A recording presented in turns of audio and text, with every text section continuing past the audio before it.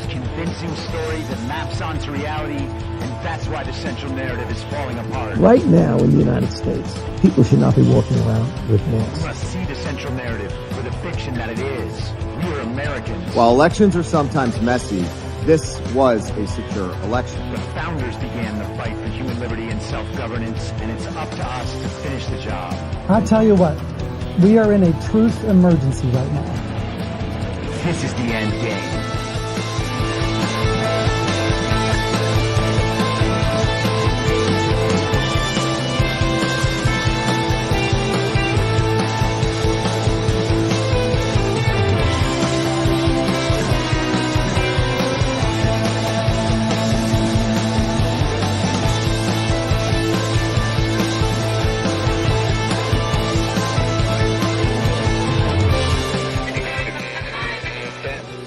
Moderators for tonight's broadcast.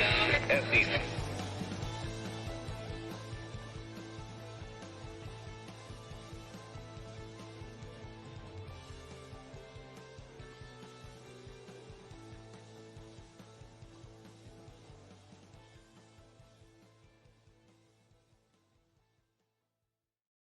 All the people that have gone out there against the mainstream media and said, you're going to call us racist, you're going to call us potential Timothy McVeighs, fuck you. War.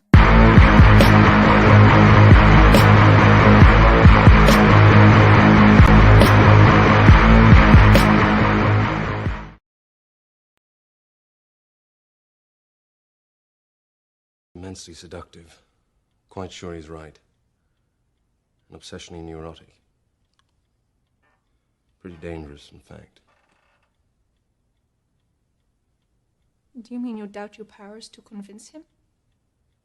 Worse than that. What I'm afraid of is his power to convince me. Let us never tolerate outrageous conspiracy theories. Sweetheart, be reasonable.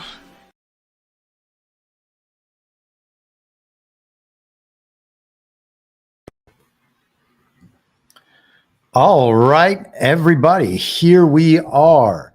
It is Wednesday, September 25th, 2024, the 1344th day of dystopia. I'm your moderator, Chris Paul. Let's be reasonable. Welcome to the Wednesday live stream. Here we are once again. I want to play another movie clip at the start, and then we're going to go through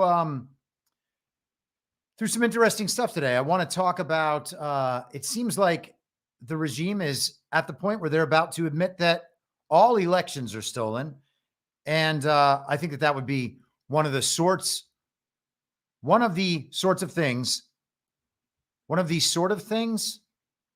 fucking grammar, you know, that would cause them to potentially cancel the charade of this fake election that we are told to expect.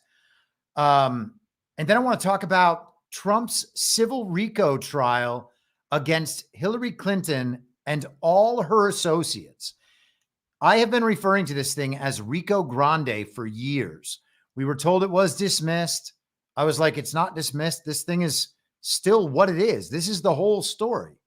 This is the major axe blow to the deep state. It encompasses everything. And I think that the special counsel investigations all flow into RICO Grande.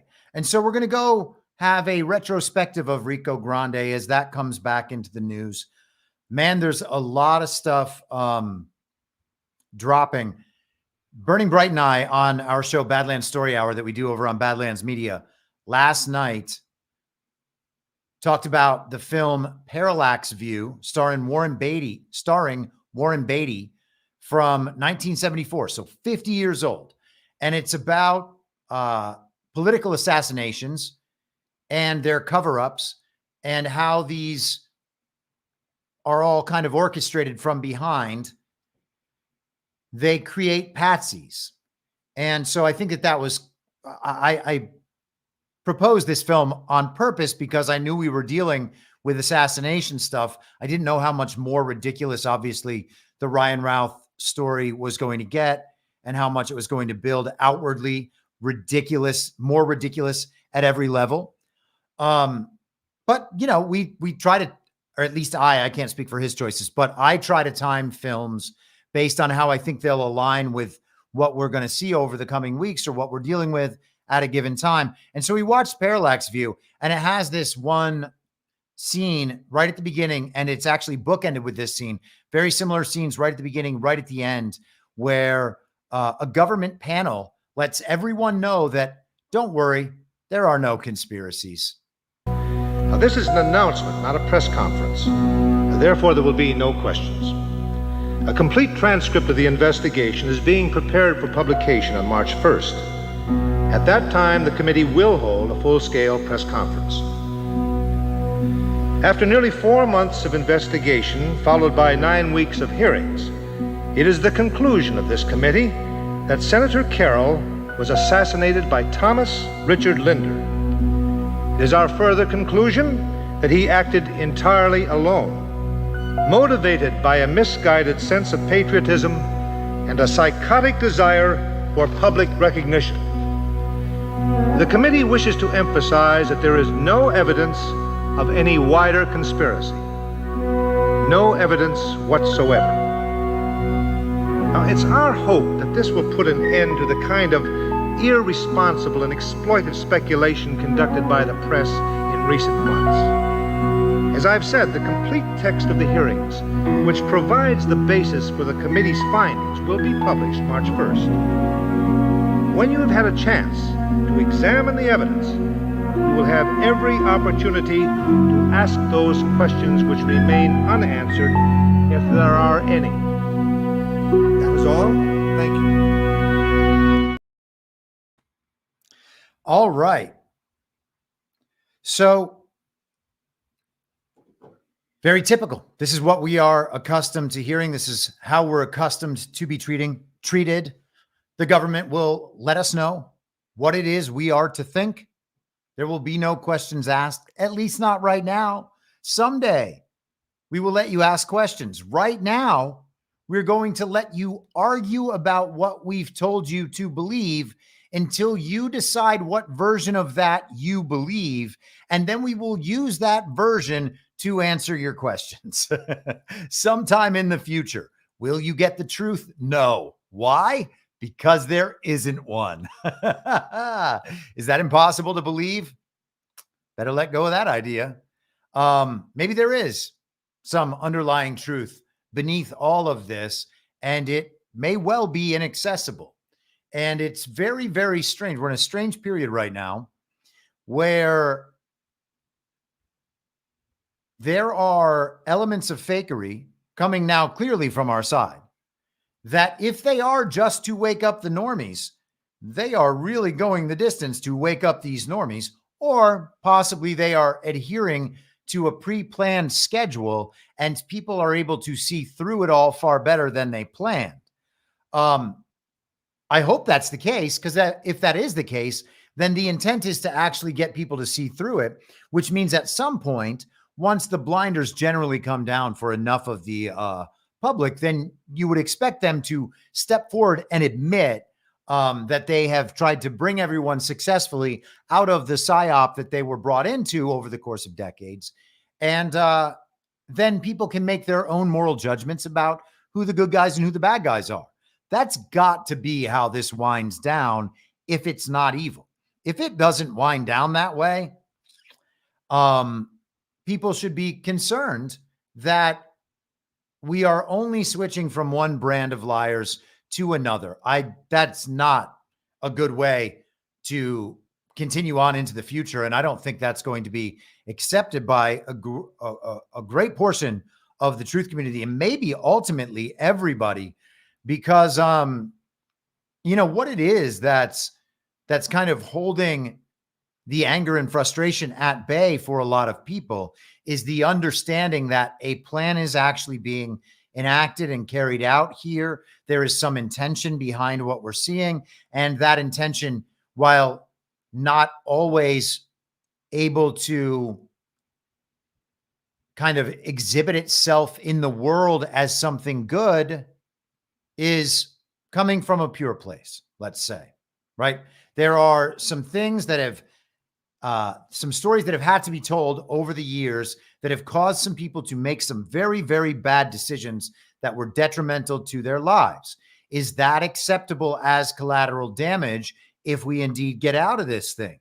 And if no one's going to ever cop to, yes, we psyoped you to unpsyop you, it's hard to see how we didn't move from one brand of liars to another. And I would say that I'm fearful of very few things in this process, but that one I do find to be unsettling.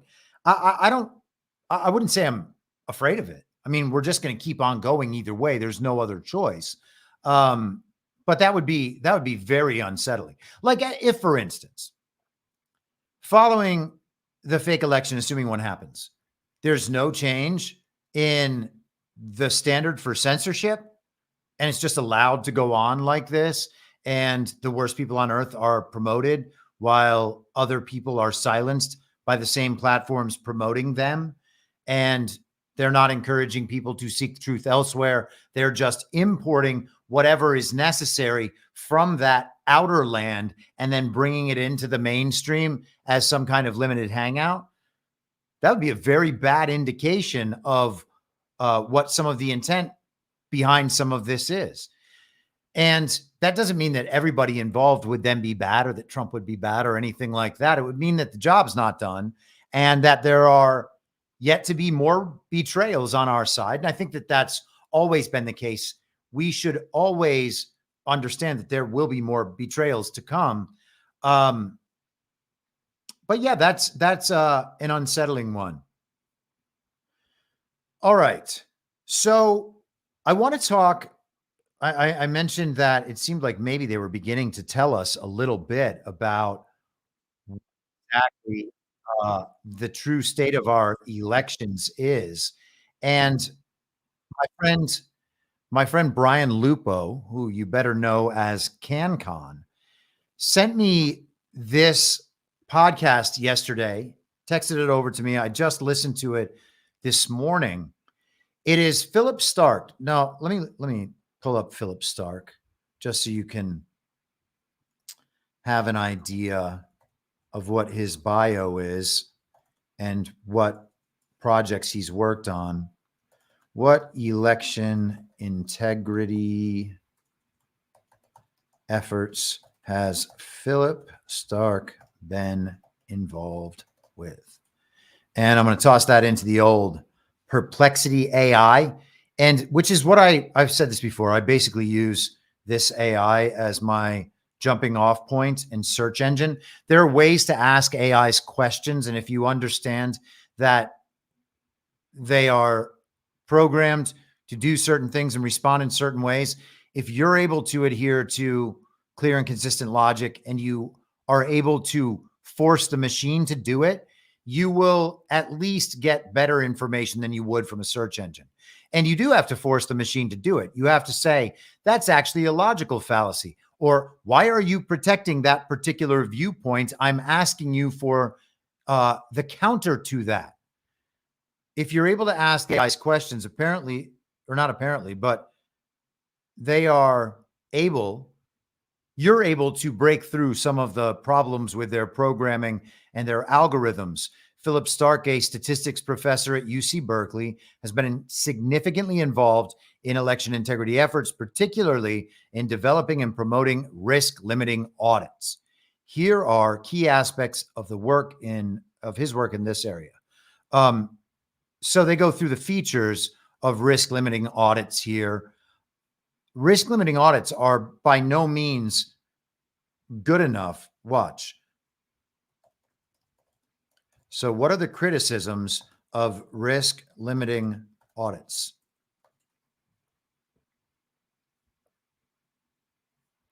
While risk-limiting audits are generally considered a robust method for verifying election results, they do face some criticisms and challenges. Now, why are risk-limiting audits generally considered a robust method for verifying election results? because the TV says so. There's no other reason why anyone in reality would trust this process. The risk limiting audits can be complex to implement, especially for election officials who are not familiar with the statistical methods involved. The complexity may lead to difficulty in explaining the process to the public, challenges in training staff to conduct the audits properly, potential for errors if not executed correctly. Okay, so that's already too many problems. The only kind of audit you should need in an election is to count all the votes over and over again. If they're all real, lawful American votes and they are consistently counted to the same results, well, I think you've probably got a right answer. This stuff is nonsense. Conducting RLAs can be resource intensive in several ways. RLAs may require significant time to complete, especially for close races. Trained staff are needed. There may be additional expenses. Well, they're not more than the machine voting process in the first place, which is the biggest expense. So do away with that and just hire day workers. This stuff is nuts. RLAs typically focus on specific contests rather than the entire election. Oh no. So it's not really audited when they say they audited it. They may not detect problems in races or ballot measures that are not audited. The selection of which contests to audit could be controversial. And hold on. Let me just see. They don't also do them at all locations either. They're just like, yeah, our systems generally worked. RLAs typically focus on specific contests rather than the entire election. That's what we just went through. Ballot handling concerns. The process of retrieving and handling individual ballots for auditing can raise issues, potential for accidental ballot or ballot damage or loss, privacy concerns if ballot selections can be tied to individual voters. Again, secret elections shouldn't be happening in the first place. So that is a ridiculous concern. That's just another thing they use to prevent anyone from ever accessing the ballots. In many elections, there is no actual real ballot to ever attach to in the first place. There is a receipt that the machine creates and spits out, often with a QR code. Some RLA methods rely on specific voting system capabilities.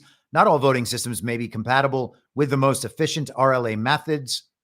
Upgrading voting systems to support RLAs can be expensive.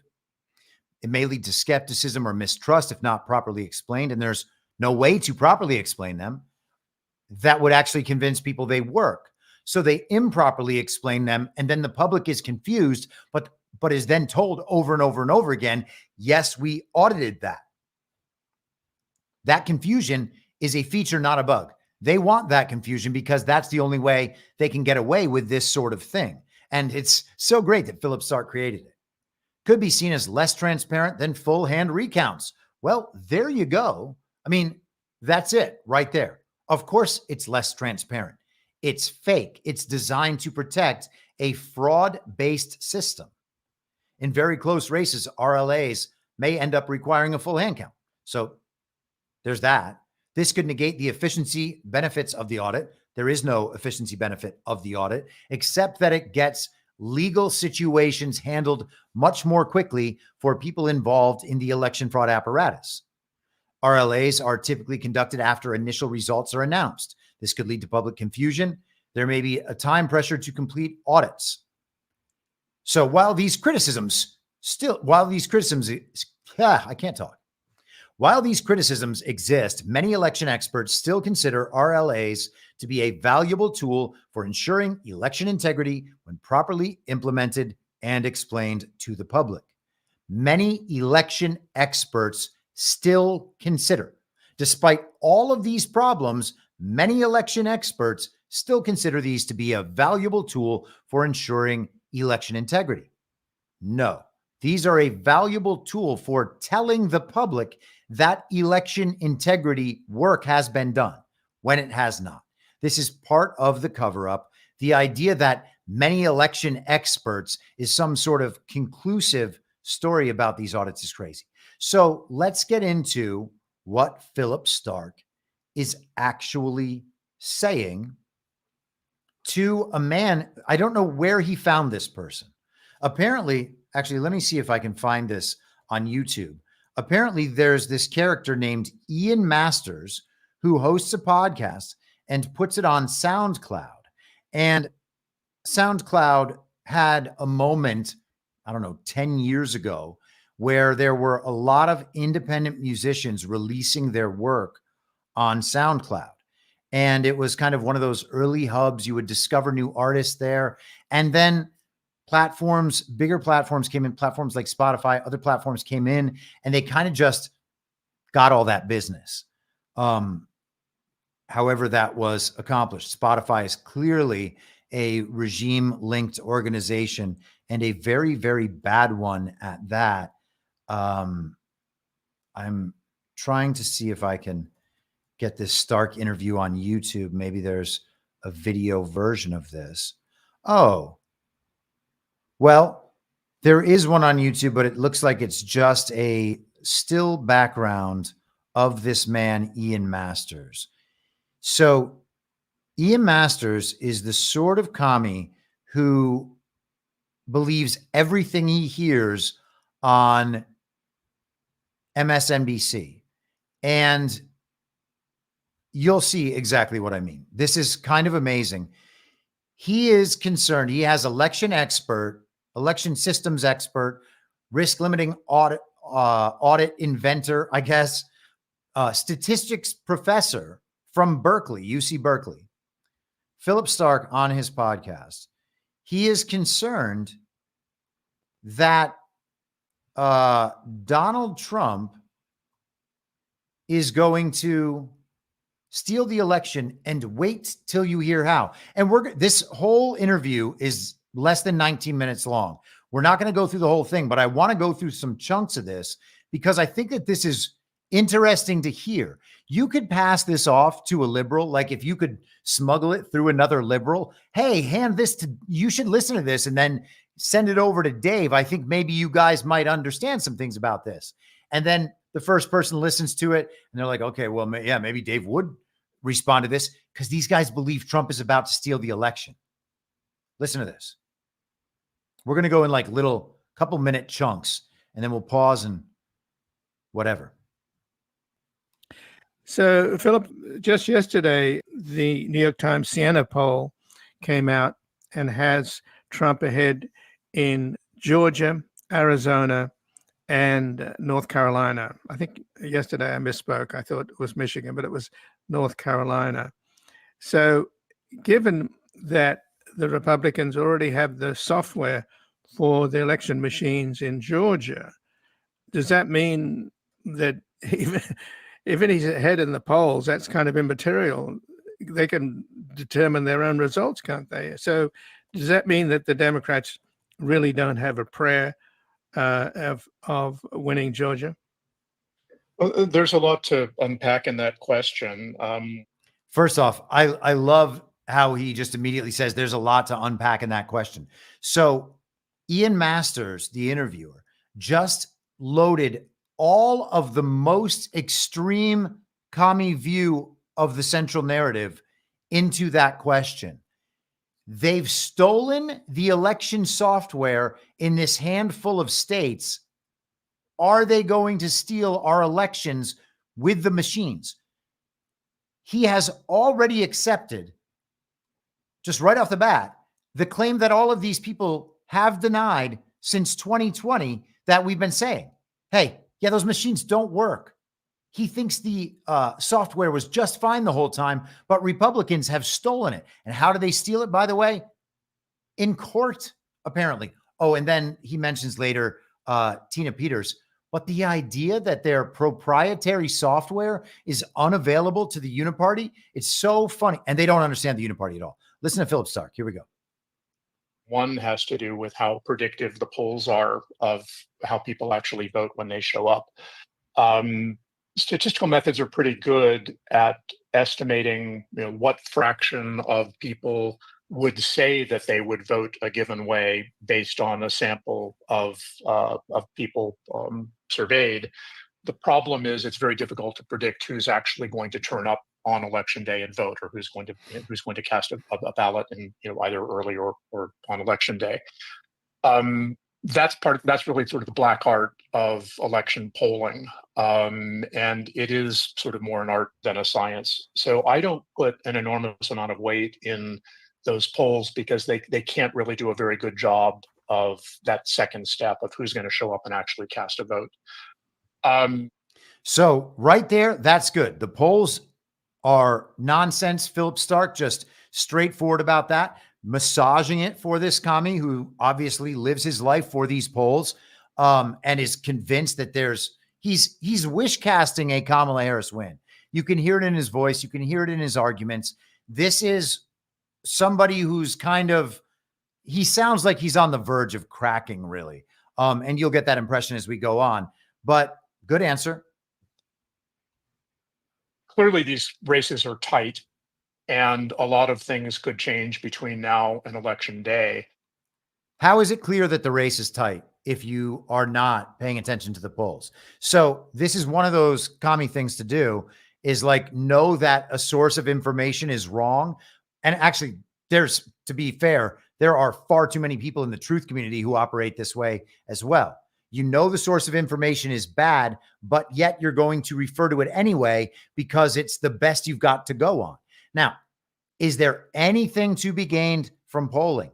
Potentially, if you know that the same methods are adhered to and you can watch the directionality of something over time. It is never a good measure of what people actually think. And we discussed plenty of this yesterday. And of course, Philip Stark knows these things. So I don't know where he gets the idea that it's a close race. There's nothing in reality that could possibly tell you it's a close race. They've been censoring and propagandizing Americans for years. They've lied about enormous geopolitical issues and social issues. People are coming to understand that the entire social agenda is bullshit. The climate agenda is bullshit.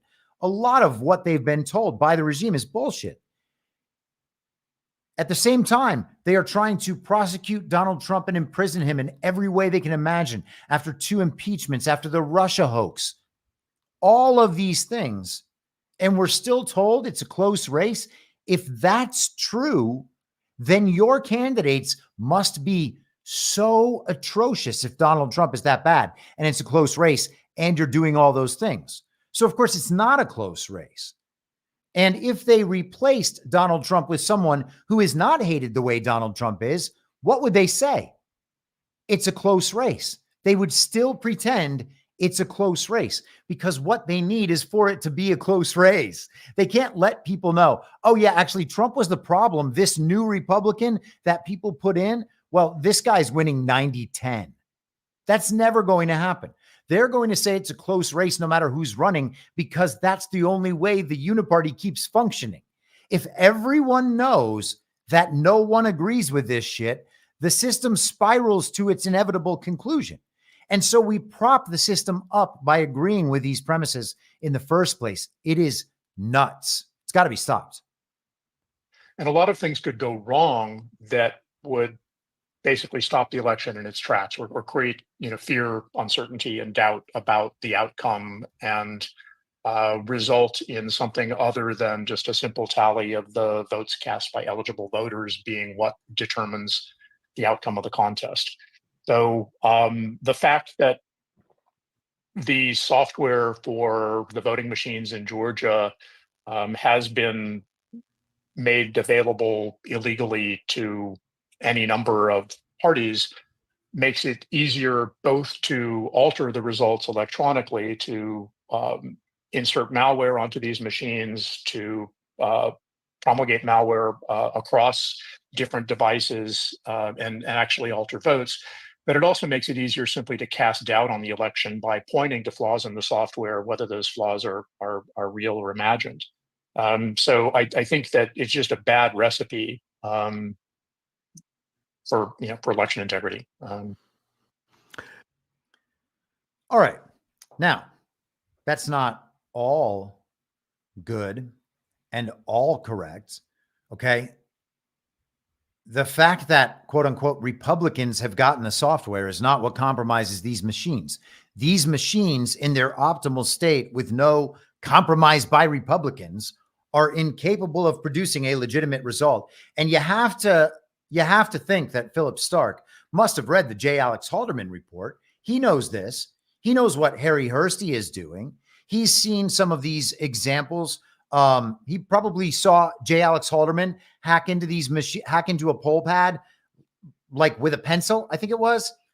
Harry Hursty, by the way, is on the Patrick Bet-David podcast talking about how machines are vulnerable. Not going all the way, of course.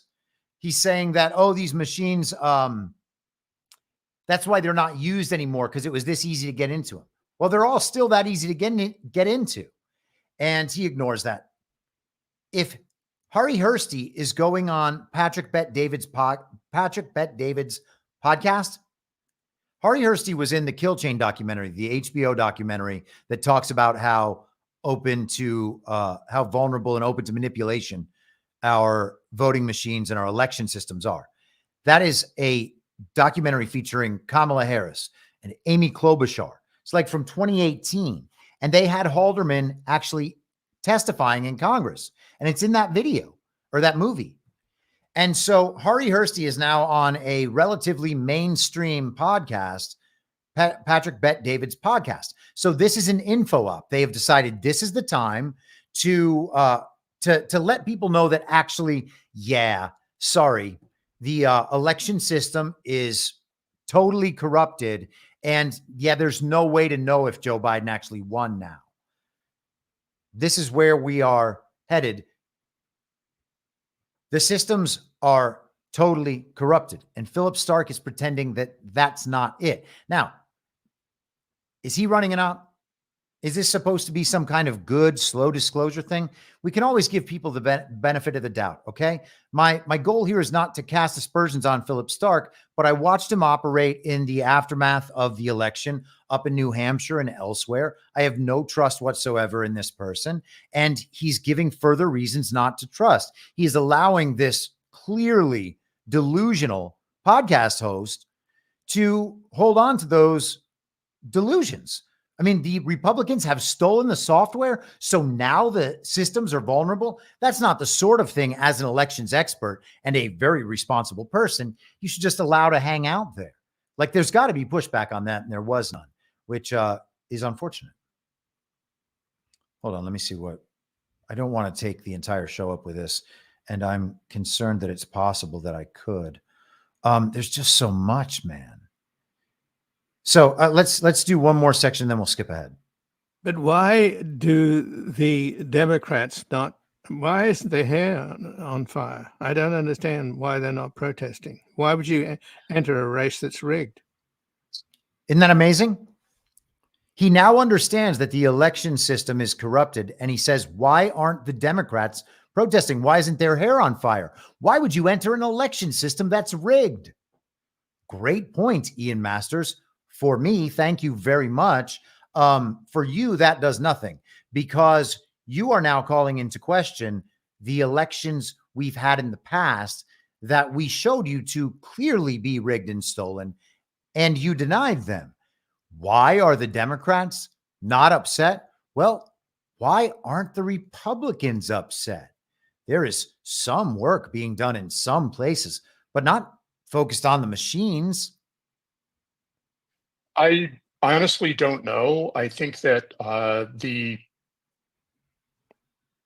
reactions that we've seen in the last few days over the new rules promulgated by Georgia's state election board requiring hand counting of the number of ballots in polling places on election day is really misdirected. I'm surprised that there's so much concern over that and so little concern over the distribution, the illegal distribution of the software for the voting systems, because the latter really is a way to wreak havoc or at least cast uncertainty, whereas the former is really just a good accounting check to make sure that the voting machines have registered the correct number of voters. It's not about counting the votes.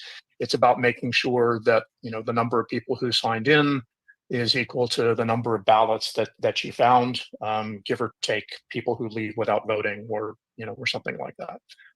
It is a foundational thing for election integrity to have good physical inventories of the ballots and other election materials, rather than simply relying on the voting system to self-report how many ballots were counted. So I really view that as an ingredient in a proper canvass. Most other states that you have some kind of physical accounting of ballots like that. California does that routinely. So I don't see that as as a red flag. I see it as a valuable step.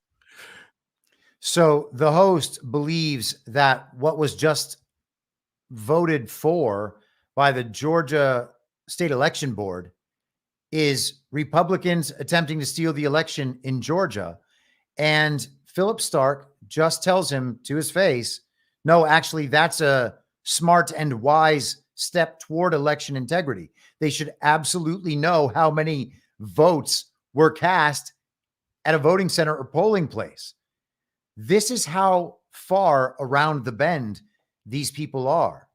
They believe that the software's been stolen and counting the ballots is a method for cheating because the TV told them that.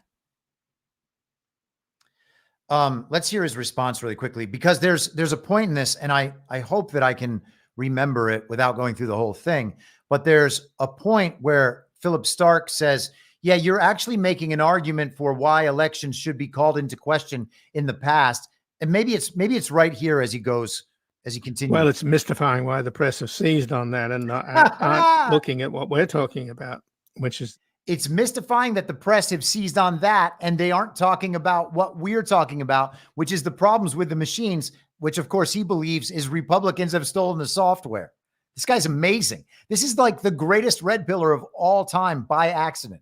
The Republican theft of the software in Georgia, meaning that all the machines in Georgia, they stole it through Coffee County, but they right across the 159 precincts or counties, it's the same software. So, but it's also, I believe that the Republicans also have gotten hold of the software in Arizona. And now I have to pause for a second, because he is concerned both that the software has been quote unquote stolen in Georgia and that the Republicans are going to use that stolen software to rig the election. And he's upset that they are going to count the number of ballots to make sure that the number matches the output from the computer. You got that? So apparently, gosh, man, these people have no idea what they're saying. No idea what they're saying. He doesn't want the count of the ballots, and he also believes that the machines are corrupted.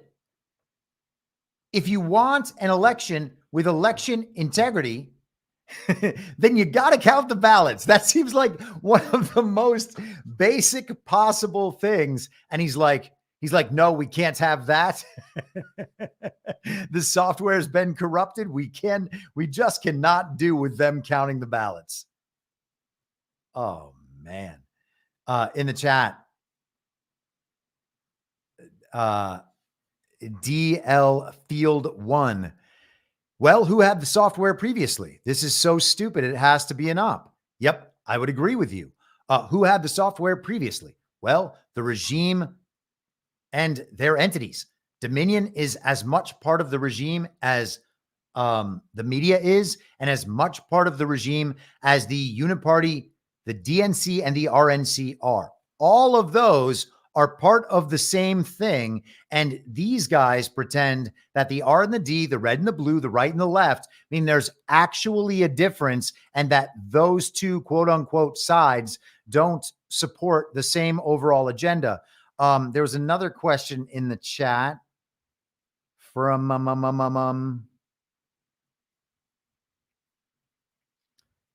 well, I cannot find that particular question. Oh, here we are. Rhodes says, is this narrative convergence? Certainly narratives are converging. Yeah. If you guys have been listening to the show for a long time, I've been talking since early 2021 about how it was inevitable, unavoidable, that the truth about our elections would come out and everyone would know it. And this is a necessary goal of both sides, which means that it has to happen.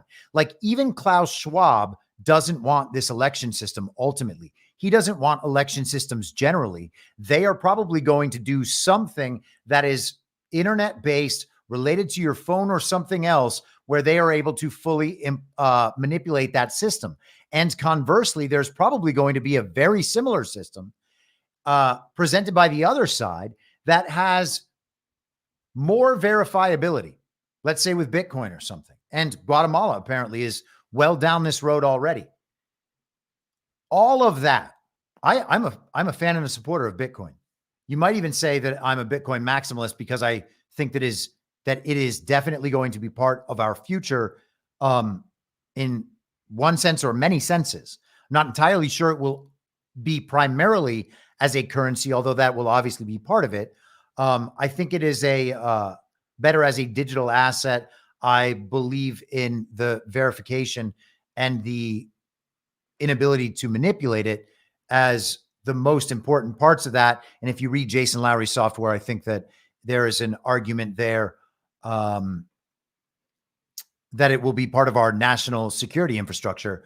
And then RPM 5954 says, is this accelerating the informational timeline? Well, that's not how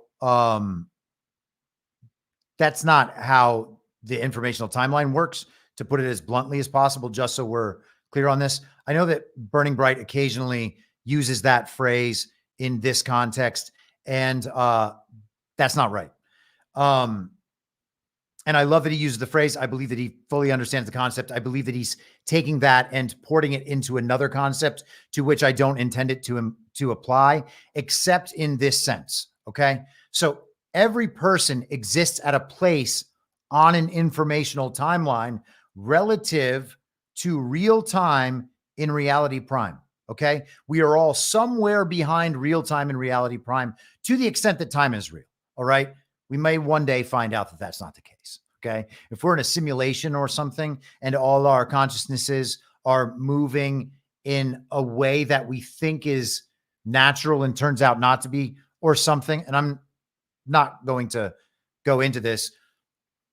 If there's a case that time is not real, that would be an exception to what I'm saying. But we are all behind real time in reality prime. There are people well ahead of us. Donald Trump is well ahead of us on an informational timeline. Elon Musk is well ahead of us on an informational timeline. And the further ahead you are on that informational timeline, the more you know what the actual issues are and can correspond with those actual issues closer to real time. People who are still watching MSNBC are, well, if they've been Trump hating since 2015, they are at least 9 years behind real time on an informational timeline. Whereas people who are watching Tucker Carlson might be only 3 or 4 years behind real time on an informational timeline. Both of those are totally unacceptable. Okay. It is not okay to live your life that far behind on an informational timeline. That is only going to be to your detriment. All right. Hold on one second. I want to rewind just so I can make sure. In Michigan, is that true? That's my understanding for at least some of the voting systems that are used there, the Dominion voting system. Okay, so we paused to talk about how this crazy person hosting this podcast, whose name is Ian Masters, believes simultaneously that the systems are totally corrupted, but also that that counting the ballots, as the Georgia State Election Board just voted to do, is totally untenable. You can't have that because the TV told him. Let's continue. Particular. So it's a slightly different version from what's used in Georgia, but the same basic device, the same manufacturer. That came out of, I think, what happened in Maricopa, if I'm recalling correctly, and what happened in Antrim. But I've come to think of it, I think wasn't in Colorado, Tina Peters also involved in something similar in allowing unauthorized access to the voting systems and their software. Mm. So that's another state then, Colorado. I believe so. Yeah, if my memory is correct. So again, why aren't the Democrats tearing their hair out, and why can't they demand a fix with the software? I'm not a mind reader, but the impression I get is that the Democrats are worried about admitting that the voting systems have any flaws that would sort of retroactively delegitimize Biden's win. There it is. And they're worried about admitting that the systems have any flaws because they're worried about the effect that would have on voter turnout. There it is. Personally, I think that honesty is the best policy here, and there really are significant security problems with these systems.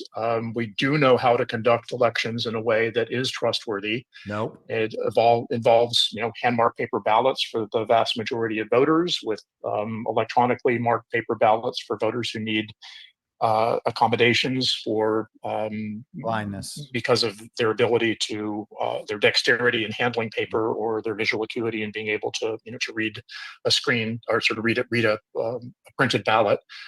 Then keeping track of those ballots rigorously, rigorous chain of custody and ballot accounting, including the kind of thing that was just passed by the Georgia State Election Board, requiring keeping track of the number of ballots that arrive in a polling place and the number that are then voted, spoiled, or unused.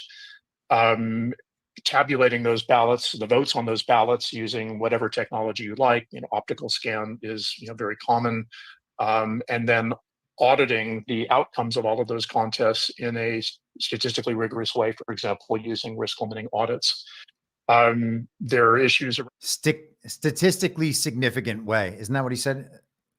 Let's just get the exact phrase. Around ensuring that only eligible voters cast ballots, and there could be more work done to audit those eligibility determinations and audit the accuracy with which people were given the appropriate ballot based on their eligibility to vote in particular contests. But this is really kind of a solved problem. It just involves more shoe leather than most people want to put into it. This is a solved problem. It just involves more shoe leather than people are willing to put into it.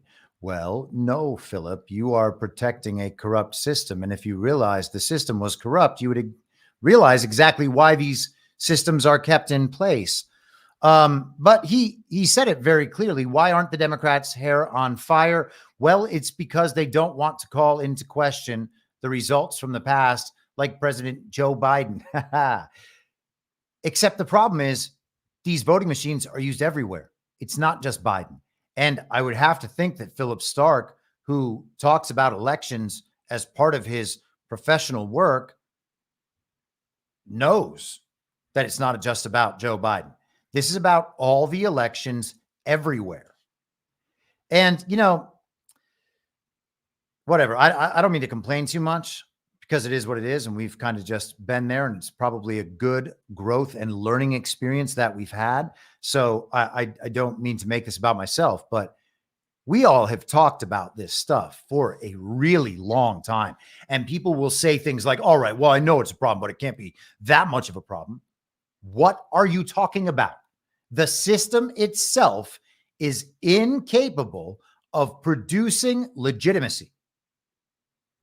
That's it. From top to bottom, that is the only thing that matters. If you can't cross that bare minimum hurdle, then the rest of it doesn't matter at all. Okay? The system is not capable of producing legitimacy. The fact that it is wide open and vulnerable to manipulation, and that there are no legitimate checks done on any element of it, only makes it that much worse. And we are only talking about the actual vote casting and vote counting process. These people are insane. The whole thing goes down the drain if people realize what our elections really are, which is why they still protect them in these subtle ways and say, oh, yeah, it's still a close election. Oh, well, we're just going to have to respect the outcome of the election. It's not a perfect system, but it's what we have to work with right now. And what we need to do is we need to get some politicians in there who will change it. Craziness. This is absolutely crazy. RPM followed up in the chat and said, accelerating our personal informational timeline, not the informational timeline. Well, yes, then that I would agree is an accurately stated question. I would say also that you are that the concern really ultimately is that everybody is dealing with themselves relative to real time in reality prime. All right. And that's it. So will this accelerate? Will this bring some people closer to real time in reality prime? Here's how that would happen. Okay. If they are convinced through listening to this that the election systems are completely flawed, then that is good. That's a very tiny step closer. Okay. Now you have understood that one of your misconceptions about this subject is wrong. So at that point, then you begin the unwinding process by saying, what other misconceptions might flow from this one? And pretty soon you would get to the misconception where you believe that our elections are free and fair, safe and secure, and that the reported results accurately reflect the will and intent of the voter. Okay. Maybe that's a few steps down the line during that unwinding process.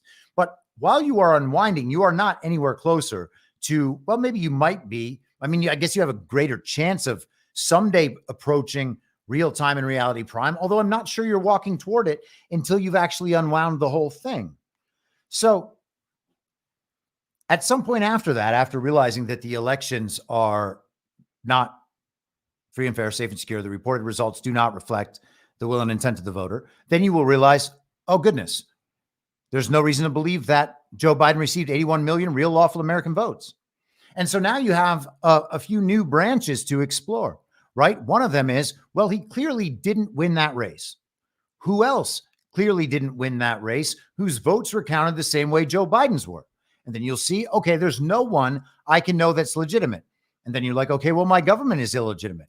How long has the government been illegitimate? Why are they lying to us about the government being illegitimate? And another branch breaks off with the media. Okay. And so you've got to really unwind all the way back to the bottom in terms of elections and come to the conclusion, yes, our elections are totally, absolutely, completely illegitimate. There is no hope in this election system because the election system is designed to fail on purpose. Okay. It is designed to steal elections on behalf of the Uniparty.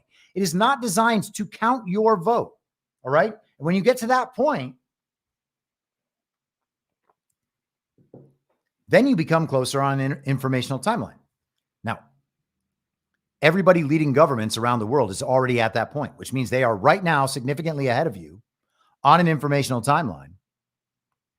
If you still believe we have real elections, Donald Trump does not believe we have real elections. Elon Musk does not believe we have real elections. Joe Biden and Kamala Harris don't believe we have real elections. Okay. This would be like, let's make this example totally unrelated to politics. I mean, everything's related in some way, but Spotify tells you who the most popular artists are every year. Spotify's play counts and thus their payouts to artists are a product of an algorithmic manipulation. Okay. The play counts are manipulated by algorithm. I have proven this to myself directly with my own direct knowledge with my podcast that I used to host on Anchor. I am now banned from the Spotify platform. It could be because I brought this to their attention. In addition to that, the artists know that there is a payola system to have that algorithm influenced on their behalf, and they do that. Anybody looking to break in is going to think like, man, my manager says if I invest 20 grand, it might really make this one track pop off. And then after that, who knows? That's how that works. Okay. And between those two things, you can immediately know that there is an element of any popular musician's popularity that is totally contrived and a mental manipulation of the people listening to that music, because those particular people are more concerned with going along with what's popular and conforming to that consensus than they are about finding what music they actually like, which is very sad. So in that situation, this is not the least bit controversial. But then you port that same parallel or a parallel situation in politics, and all of a sudden people are up in arms about it. Okay. The system is designed to manipulate outcomes. You cannot then expect it to give you a legitimate outcome until the system has been provably fixed, if possible. Our election system has not been provably fixed, and it may not be possible. So to then again assume, well, it's the best we've got and we've got to fight within this, good luck. Okay, so if you are not prepared to accept what is at the bottom, if you have unwound it all the way, we could have all just understood from our childhood that these elections are bullshit. And some people did, because some people's parents told them, yeah, kid, if the votes mattered, they wouldn't let you do it. Some people heard that from their parents growing up, and they've known it their entire lives, and they have focused on everything other than politics because of it. And maybe that's a little bit unfortunate. Sometimes when you know the truth and you settle into that truth and how it operates in a world full of untruth, you just assume that the world will always only be untruth and you give up. And that's blackpilling. That's unfortunate. But the way to get all the way back on the informational timeline is actually to unwind it all the way. And to unwind it all the way, you really have to deal with those foundational misunderstandings all the way at the bottom. And if you're doing this process, and this is how I've described it in the episode on informational time travel, if this is in your relationship life, you're going to have to go all the way back to some stuff that happened in your childhood, maybe with your parents and how they modeled relationships. Maybe you were sexualized at a young age and took a bunch of wrong lessons from that, and it's affected you forever after that. So there's a lot of personal work to do on this stuff. You don't just immediately snap back to real time on an informational timeline, unless it's maybe the result of trauma and you just realize immediately, oh yeah, this whole thing's messed. And that does happen. So I'm not saying it's impossible, but I certainly would not expect everyone to have a reaction like that right away. So I hope that answers your question. Man, I know it's been an hour. You guys can tell me if you're kind of over this subject. I think that like sometimes listening to the most addled communists is just such an enlightening experience. Let's hold on. I have some timestamps marked. Maybe we can. Gosh, it's just all so. In Georgia, high level, at a high level, the first thing to do is remind everyone that even if there were no issue of the trustworthiness of the equipment or the processes or procedures or the election officials, et cetera, results as of election night are preliminary results. There is a canvass that takes place in every state. It takes some number of days or weeks to make sure that every validly cast ballot has been included in the count and no invalidly cast ballots have, or that there have been no invalidly cast ballots. That time includes processing late arriving vote by mail ballots. It includes resolving the status of provisionally cast ballots to determine whether or not they should be included. And it includes just error checking, just going over things to make sure that the process was right, that you did. So he's defending elections taking much longer. Now, again, we're going to give him the benefit of the doubt in this case and say, hey, maybe he's talking about this working in a perfect system and he's just relaying the technicalities of a perfectly functioning system. They need to check every one of those ballots and it does take time. Otherwise, he is defending the system once again. Mail-in balloting, mass mail-in balloting should not be a thing. Absentee ballots upon request for military is fine. I don't mean upon request for military. I mean upon request or for military. Those are both fine. Okay. But the idea that there's just a lot of mail-in ballots and we need to extend the election to make sure those are counted, the phrase to make sure that each and every ballot is counted. Yes, that is important theoretically, unless you are using it the way people used it in 2020, where they meant anything that is a ballot must be counted in the election, because otherwise you are potentially disenfranchising someone, and the potential for disenfranchisement is far more valuable than any bit of election integrity could possibly be. Scan a batch of ballots twice or omit a batch of ballots from the scan. It takes a long time to do that. And different states have different canvass durations.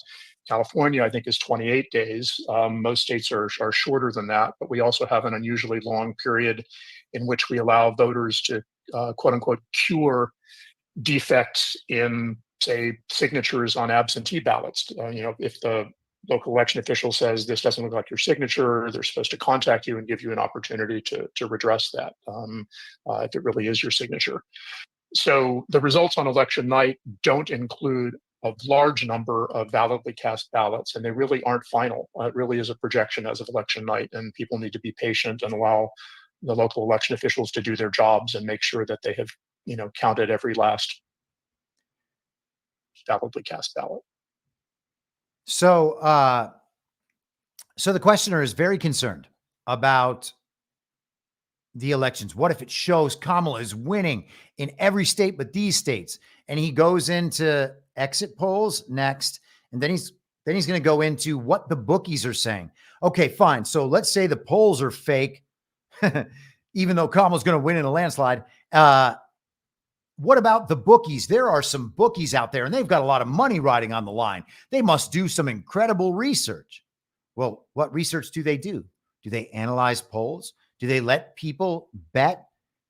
Bookies' jobs is to keep the betting 50% on either side and then profit from the VIG.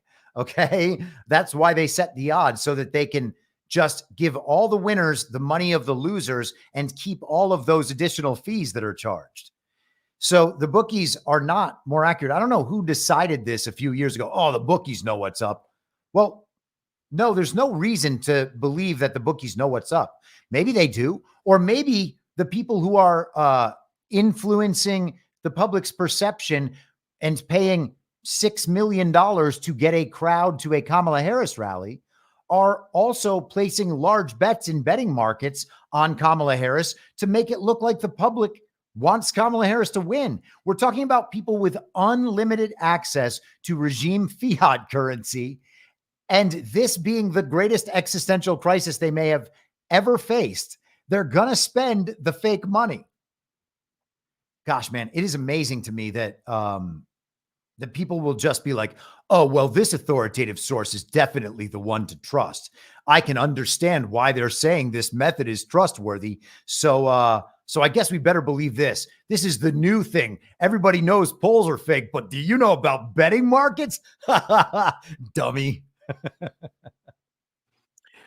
Well, there is, of course, an alternative to the polls, and that is the bookies. And with a lot of money on the line, Philip, I'm assuming that the bookies probably do pretty serious research. I'm hearing from the bookies that they think Harris could win. Some are saying in a landslide. So again, what would happen if there was a landslide for Harris, but in these key states of Georgia, Arizona, Michigan, and Colorado, for some mysterious reason, Trump wins? Is there any way to reconcile? Do exit polls come into the picture? How do we deal with this contingency? Exit polls are not highly accurate, and whether they would be accurate enough to reliably determine, margins that are a fraction of a percent, I mean, that seems unlikely. I mean, the problems with exit polls is a lot of people won't talk to you. What you get may not be a representative sample, may not be anything like a random sample of voters. Some people won't tell you the truth. The particular precincts where you do the exit polls may not be representative of the state as a whole. I mean, it's a complicated thing, and we're really talking about something that needs to be measured with a micrometer, not a yardstick. And exit polls are more like a yardstick. So that's one issue. Landslide, I mean, I haven't really paid much attention to betting on election outcomes. I would not be surprised at all if the popular vote were a landslide in favor of Harris. But what matters is the Electoral College vote, and at the moment that it's not obvious that would be a landslide. It kind of feels pretty close. So I'm not sure what money's being bet on, but. All right. So I'm going to skip up more toward the end, but there you go. Exit polls. Nope. Those don't work either. So I don't know what Philip Stark's intentions are, and I'm not going to try to ascribe intentions to him. I can analyze his words and what he's saying. I think that he is holding back from saying things that he certainly must know. It is my inclination to believe that is because of his politics and his position as a stats professor at Berkeley. It is informed with me watching Philip Stark operate in the aftermath of the 2020 election. But I want to be clear that I could be wrong, and maybe he is a good man handling this conversation with kid gloves and being direct about some of these very important facts. I look at something like this that is just so overt, and I think this is a very, very valuable weapon. Okay. If there are people who don't understand our elections are bullshit, get this into their ears somehow, because there is no way to still think that our elections are legitimate after this. And I am totally content. This is me speaking. I don't know what the plan is, but from my perspective, I am fine with every child-brained standard issue villager in the world understanding that our elections are bullshit and then taking the next step after that, because we have gotten them, because that is the key understanding for Americans to actually unify around this issue and figure out, if elections are the way to move forward, what the system is that would allow election legitimacy so that we can actually participate in a society and have a government that is accountable to the people and governs with the consent of the people. They have to get to that point. There is nothing else. And if we don't need to be shown, if we don't need to get the hose again in order to have people like him reach that conclusion, that would be amazing. This is what I've been talking about for months and months. Okay. The reason to be truthful about our elections is because one way or another, that point must be reached. It has to be reached. In any possible scenario, that point must be reached. That is one of the only ways to get the problem fixed. Without that happening, there is no fix. So if it can happen this way from people listening to the podcasts in the run up to an election, rather than figuring it out from a stolen election and causing chaos and violence, that is a 100% win. The regime's biggest goal is civil war. This is the sort of thing that prevents it. That is why I take the approach to elections I do. And if people think, oh, you're telling people not to vote. No, do whatever you want. I'm not telling people to do anything. I'm just making sure that people know, no matter what you vote for and no matter who the TV announces as the winners, that election was illegitimate and not sufficient to create a legitimate government. Okay? What you do with that information is totally up to you. What you should do, if you care about these things, is get involved, spread truth at minimum. Okay? Get the research done. Be ready to use your ideas to influence a system. Get involved in your local politics if you have the personality, the time, the lifestyle that allows for that. If you are committed to public service, go do that. Don't do it to get power. Don't do it because there's going to be a power vacuum. But if you want to go spend your time doing public service, do it in that scenario. All right? Be informed about what it is you are doing, because you are not going out and helping to win a real election. And again, people can do that with that information what they like. But this point must be reached for the fix to be possible, and we prevent it every time we deny the reality of the situation as it exists. I want to play one more clip here. I'm just going to do one more because I do want to move on and talk about other things. It's around 17 minutes. So it's more solid evidence than polling evidence is. Okay, hold on. On some level, circumstantial evidence, and the ballots, the procedures, the audit of the elections, those things, I think. This is about polling. Again, he's trying to say, well, what if the polls say this and it's this? Is that proof of cheating? What if the polls say that Kamala is going to win in a landslide and then she loses in just these 3 states? Is that how we're going to get Trump cheating on these machines? And man, this was like a normie argument for an election denier in 2021. This guy hasn't even reached a normie election denier in 2021 level. Although, I mean, listen, man, everybody always says, oh, well, you should be encouraging these people. Why? Like, okay, I guess maybe if he comes out and says, I was really wrong about that stuff before, fine. But he's not coming out and saying that. He's freaked out that Donald Trump and MAGA are going to steal the election because he believes that we're extremists and going to destroy democracy. So that doesn't get encouragement from me. Oh, come on, little buddy stranger. Come on, 60-year-old little buddy stranger. I'm going to encourage you along. Let's keep going. Or more solid evidence than polling evidence is. But just in closing, it's bad enough having the Electoral College determine who the president is, because this is the only democracy in the world where the popular vote doesn't count, which is bizarre. And as you mentioned earlier, and there's a great likelihood that Harris could have a substantial victory in the popular vote, which then raises the question of how did she lose? But on top of that, you've got this uncertainty about the results in these states simply because the software for the voting machines has been compromised. So to my mind, this is an outrage. That is a child-brained standard issue villager saying that the election system is an outrage. This situation is an outrage, and wondering why Democrats' hair isn't on fire.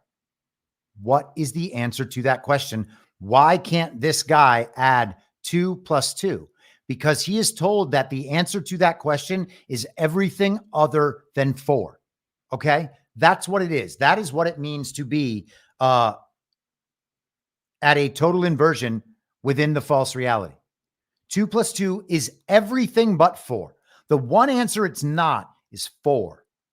Why isn't the hair of Democrats on fire about this election system? This is an outrage. Why can't they tell? Why can't the media tell? Hey, Ian Masters, it's because they're lying to you, commie. Let's listen to just a second of Philip Stark's response, and then we'll move on. Well, I think it's definitely a setup for uncertainty and doubt and outrage, but regardless of who is named the winner. I'm concerned about violence and bloodshed, regardless of who is named the winner.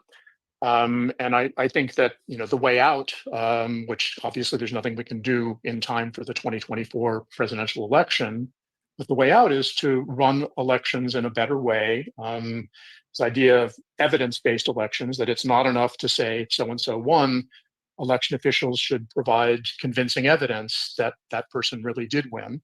And again, the ingredients in that are good checks of voter eligibility, hand-marked paper ballots for the majority of voters with an accessible option for those who can't independently hand-mark a paper ballot, rigorous ballot accounting, physical security, chain of custody checks, and so forth, and then risk-limiting audits of the results of all contests on the ballot.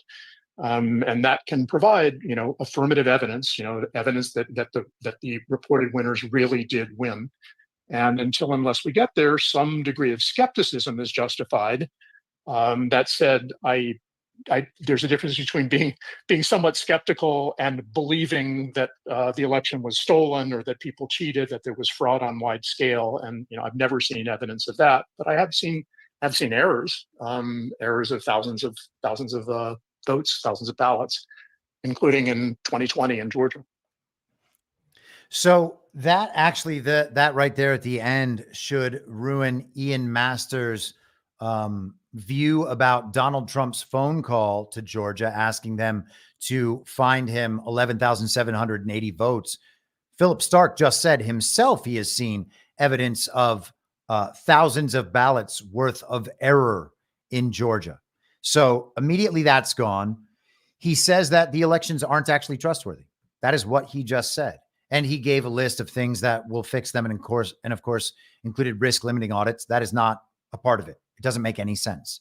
The election system must be in a way that it can be reviewed by everyone by counting, not risk limiting audits, not figuring out what some little part of the system and how that worked. If it was every contest, I guess if it was every contest in every precinct, I don't know. I would have this conversation with some of my election integrity people and see what they think about that. But yeah, every contest, I don't know that that's enough, because you could, if you were talking about Georgia and you did a risk limiting audit in 10 counties that were all uniparty controlled counties and maybe not that big or whatever, and then ignored another 150 counties or maybe 160 counties. I can't remember what Georgia is. If you ignored the rest of that, then you haven't really done a risk limiting audit on those races, because it can be just individual to a given precinct. They're going to steal votes in a given precinct. The system is definitely that complex, and they've got it that well worked out. So it's a little weird that he's still on the risk limiting audit thing. I don't think that is sufficient, but he just agreed that this is an outrage and that people don't have reason to trust their elections. And then he couches it that he doesn't have evidence that they've been rigged and have evidence that they've been stolen. But of course, yes, he does. The idea that Joe Biden received 81 million real lawful American votes, without that assumption, which Philip Stark clearly makes, there would be even less cause to believe that Kamala Harris is anywhere close to Donald Trump. You have to believe the election results from 2020 to think that there's any possibility of a close race right now, because the country hates Joe Biden and Kamala Harris, and virtually everyone knows that. There are little pockets that Ian Masters is in, for instance, where people don't know that. And maybe at UC Berkeley, they don't know that. Everywhere else, people know it because their friends and family members have changed their positions. It's impossible for people to not know these things. No one who was a Republican, except for those establishment neocon types, has gone from being a Republican to being a Democrat, being a Republican to becoming someone who would vote for Kamala Harris. That is not a common experience for anybody. Everyone knows what the common experience is: watching their peers, their friends, their loved ones, their coworkers go from supporting the regime or the Democrat Party to becoming MAGA and Trump supporters. And that includes all the RFK Jr. supporters. All of this is so crazy. It is so crazy.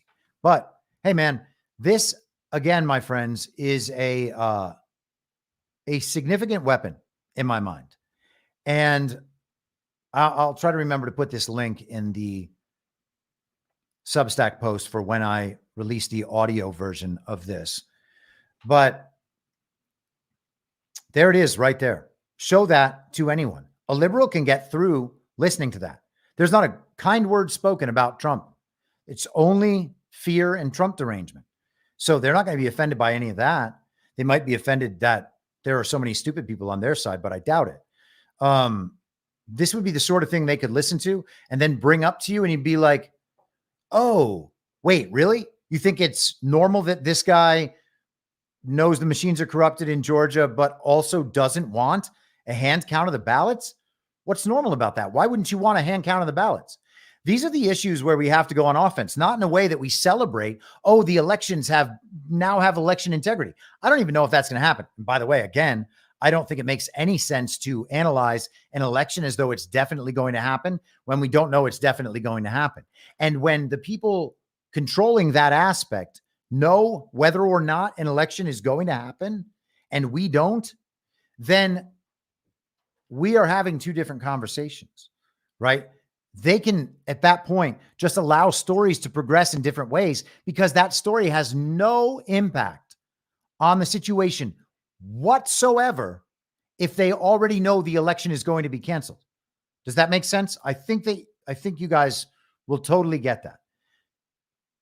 If the election is not going to happen, then the details about whether or not there would be a hand count in Georgia this year based on the state election board, that conversation is irrelevant because the people at a high level already know whether or not the election will be canceled.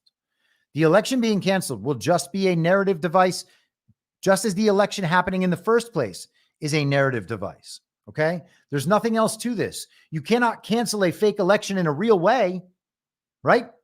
Because a real election is not scheduled. It was always going to be a fake election. So all of the run up to the fake election has been a charade, a farce, a stage show. People have been going through the motions as though something was going to happen, but they were just coaxed into doing that by someone with more power and more information than they have. Okay. That doesn't at the end of the day mean that the election was real up until the time it was canceled. It means it was fake the whole time and a bunch of people went along with it anyway.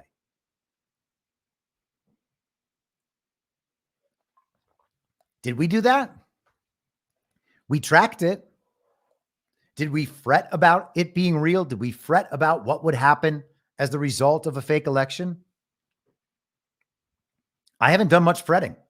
I've been telling you this whole thing was fake for well over 2 years when the fake primaries started.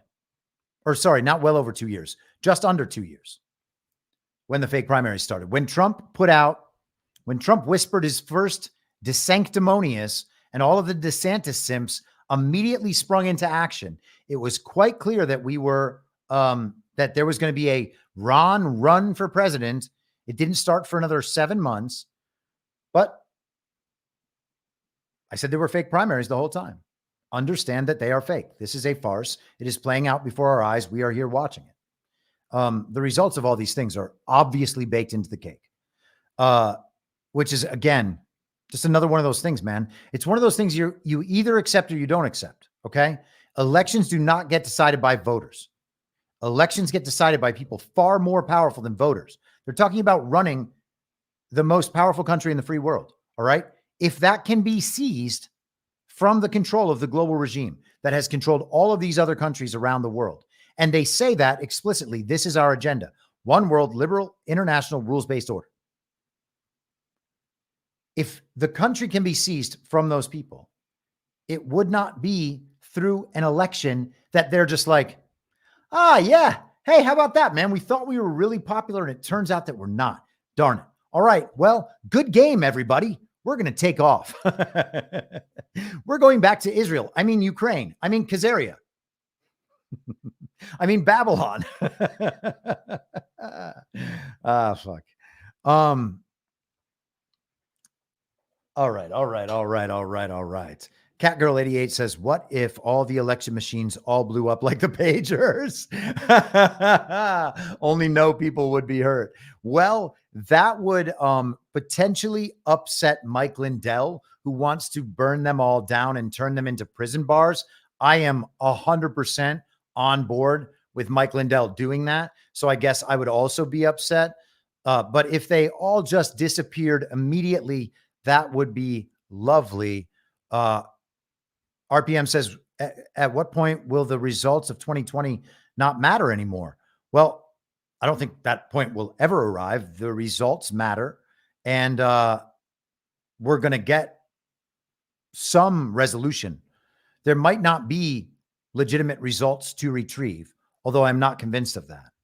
But regardless, the resolution,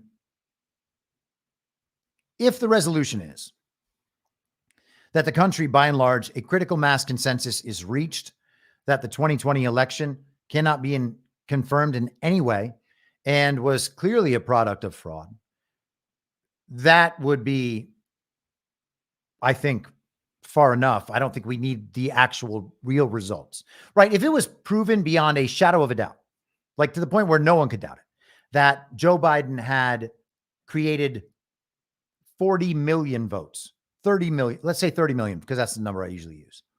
30 million votes. That's enough, right? Something like that could potentially be proven. Now, people accepting that, that's a different thing. But I don't see why there's any reason to believe it's not that number, because there's no justification whatsoever, none presented except for mail-in ballots, that would suggest an increase of 20% in turnout from 2016 over 2020. Just does not make sense in the middle of a very deadly pandemic.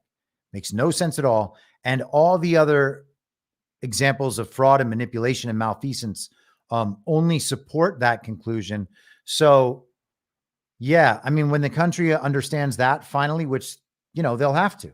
And yeah, you got to understand that the way people are actually convinced over time of things is you telling the truth the entire time, them seeing you telling the truth the entire time, realizing that you are right about things they are wrong about over and over and over again, and being absolutely unyielding the entire time.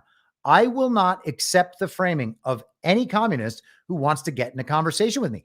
I don't accept the framing of truthers who want to get in the conversation with me, because it is very important to restate the truth every time and talk only about those things, rather than assuming something false is true and then pretending it's true for the purpose of a conversation, unless you are consistently pointing out, hey, I'm going to take your position on this just to see where it goes, but that position is not correct. It is actually this.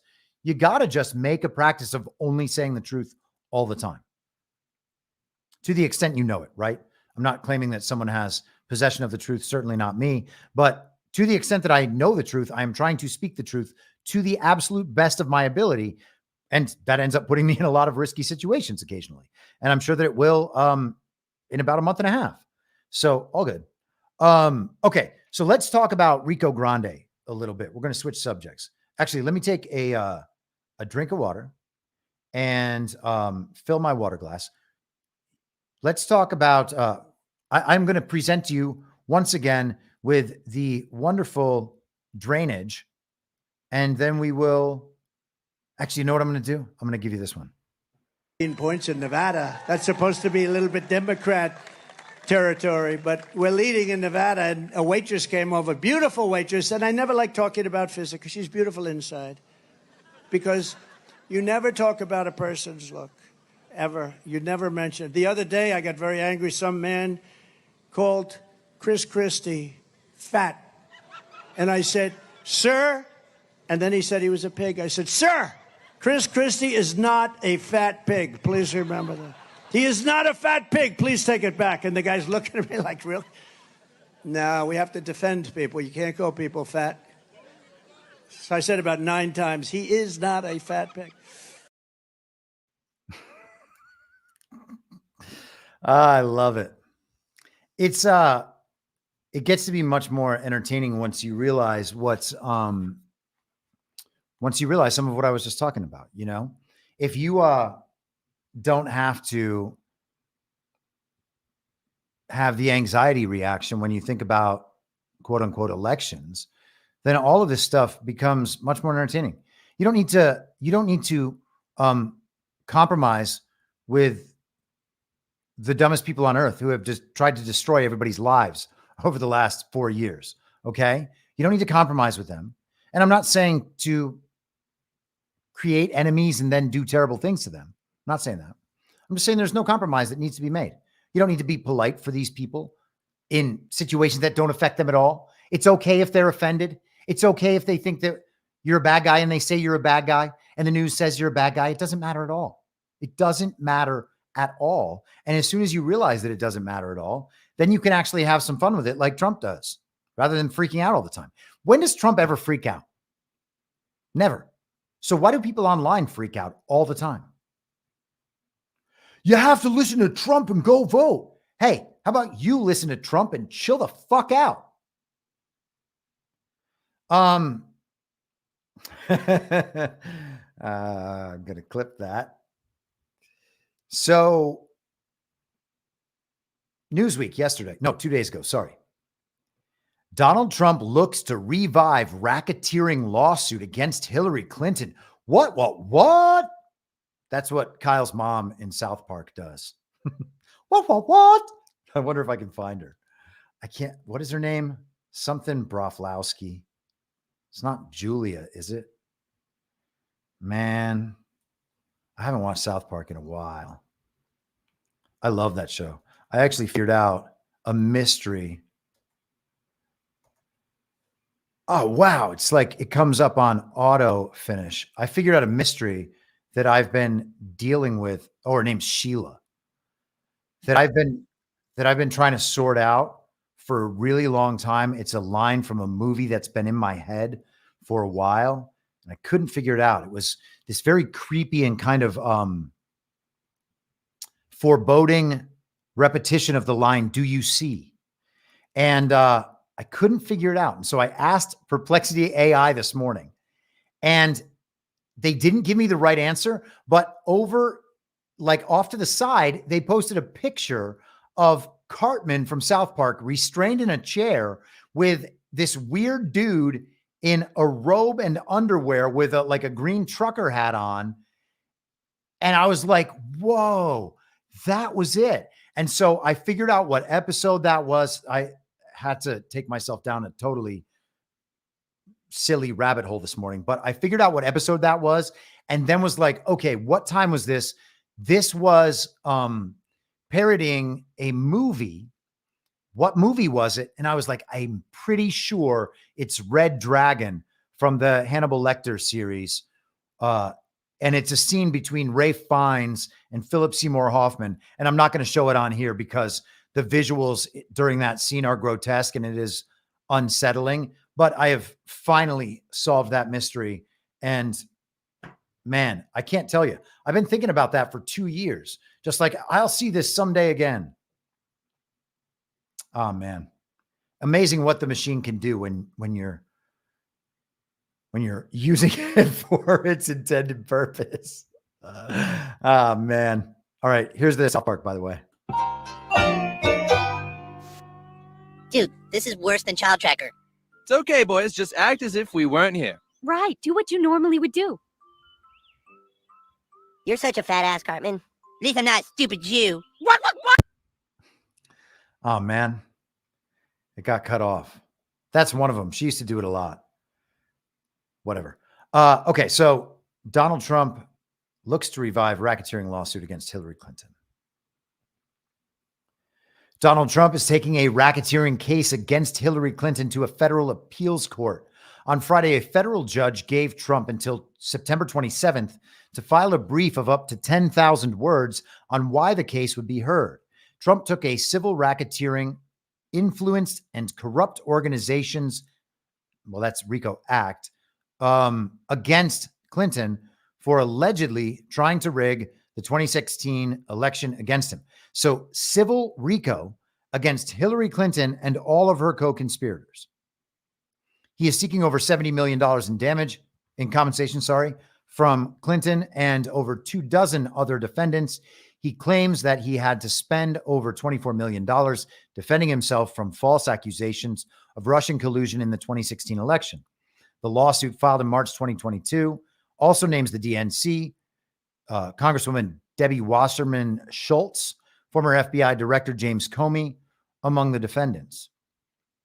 Newsweek sought email comment from Clinton, Wasserman Schultz, Comey, and the Trump campaign on Monday. Apparently, they got none of that. Florida Circuit Appeals Court Judge Kevin Newsom wrote on Friday that he would extend the maximum word length on Trump's court filing to 10,000 words, up from the usual 6,500 words permitted by the court. Appellant's unopposed motion, blah, blah, blah. Okay, so they're allowed to write an extra long response, which is hilarious that this is an article about that. But what is this article really? That story is going to catch somebody's eye. Silly reason to publish an article in the first place, but they're bringing it back to the public consciousness because it is go time on this stuff. In March 2022, in his lawsuit, Trump alleged Clinton was involved in a nefarious scheme to discredit, delegitimize, and defame Trump's presidential campaign. In a strongly worded judgment in September 2022, Florida federal judge Donald M. Middlebrooks completely rejected Trump's claim. He accused Trump of seeking to flaunt a 200-page political manifesto outlining his grievances against those that have opposed him. And this court is not the appropriate forum. Middlebrooks also attacked, quote, the audacity of plaintiffs' legal theories and the manner in which they clearly contravene binding case law. Ha ha. I guess we'll see, right? That's why you appeal. And maybe Middlebrooks did his job just fine, and this is meant to be appealed and then appealed and appealed all the way up to the Supreme Court, and then that's just fine. Such pleadings waste judicial resources and are an unacceptable form of establishing a claim for relief, he added. So Trump is appealing, okay? Let's go over to the special legal place Justia, where all the dockets and filings are. So The last docket was retrieved October 26th, 2023. Look at all these various filings over this course of time. So it's been going on well past when it was here's the appeal. October 11th, 2022.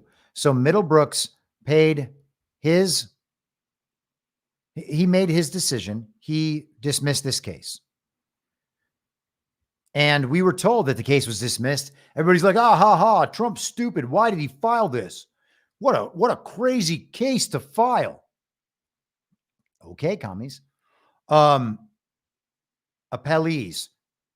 Hillary Clinton, Igor Danchenko, DNC, Charles Dolan, Mark Elias, Fusion GPS, HFACC Incorporated. I'm not exactly sure who that is. Rodney Jaffe, Robbie Mook, Neustar, Nellie Orr, Orbis Business Intelligence, Perkins Coie, Jake Sullivan, Michael Sussman, and United States of America. Sorry, man, I am so bad at reading on live streams. Those are a lot of people. Those are a lot of names who came up in the Durham investigation. He prosecuted Michael Sussman. Charles Dolan has his own thing separately. I believe they prosecuted Rodney Jaffe, Robbie Mook. What was Robbie Mook's major admission? It slips my mind right now.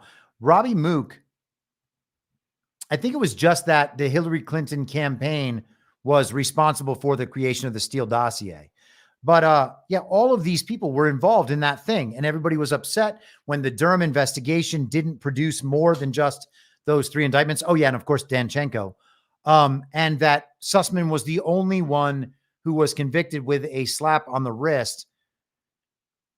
I said at the time, these are going to go into Rico Grande. I'm not really worried. These are setting out the evidence trail for everything else. And I think that you can look at the Joe Biden special counsel by Robert Hur in potentially the same way. Donald Trump keeps bringing that up because Joe Biden should have been prosecuted for his mishandling of documents, but wasn't because he's not fit to be prosecuted for whatever reason. And that reason is probably because he and Hunter are state's evidence at this point or something, or at least Hunter is. Whatever. Leave that aside. All of this information is flowing into this civil RICO. Okay. And so let's go. Let's do this. So let's switch to, here's what we're going to do. We're going to go to Perplexity really quick. Oh, darn. That was the wrong one.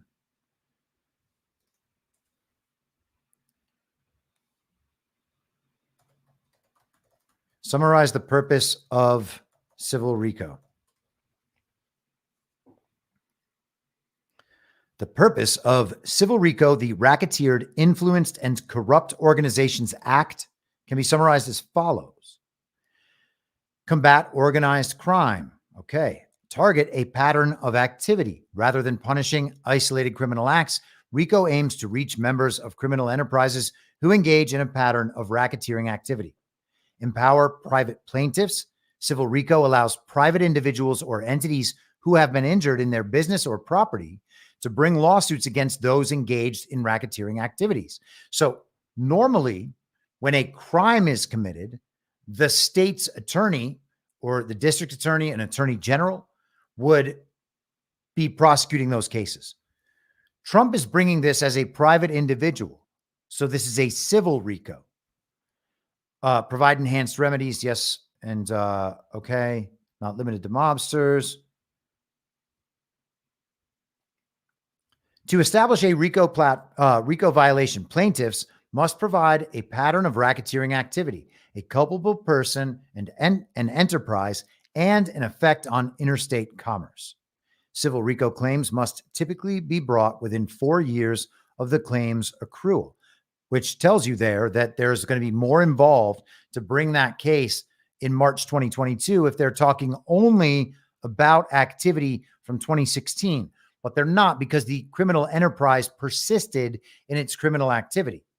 The burden of civil RICO cases have a lower burden of proof, preponderance of evidence compared 2 criminal RICO cases. So this is not suggesting that Hillary Clinton herself is responsible for stealing the election and for defaming Trump and all this other stuff. It's saying all of these people involved were involved in a criminal enterprise that had cumulatively the same intent. Okay. So we'll move on from there. Let's see what they say about. Let's see what they say about what Perplexity has to say about the current status of Trump's proceedings here. So the first line, Donald Trump's civil RICO lawsuit against Hillary Clinton and others has been dismissed and is currently in the appeals process. So it's one of those things where it's like, just say it's in the appeals process. It has been dismissed. Okay, so it's not happening, but it's in the appeals process. I'm not saying it's not true. I'm saying it's a strange framing. The lawsuit filed in March 2022 was dismissed with prejudice by District Judge Donald Middlebrooks in September 2022.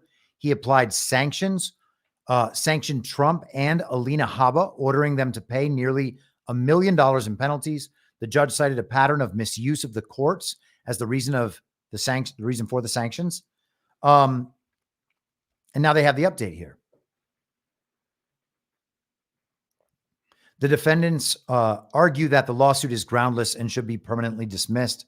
And Christopher Steele's company, Orbis, claims Trump is trying to weaponize the legal process rather than seek legitimate legal redress.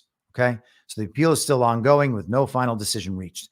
This case is still entirely active, and everyone has pretended for years that it's not.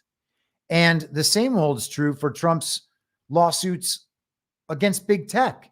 And I think I talked about that on the podcast, or maybe just posted about it a couple of weeks ago. But those are still active as well. I think one of them against Twitter or something was dismissed. I come to this point on the podcast all the time where I say something, I'm like, I don't know if I was entirely accurate about that. So I need to stop and make sure that I say the exact right thing.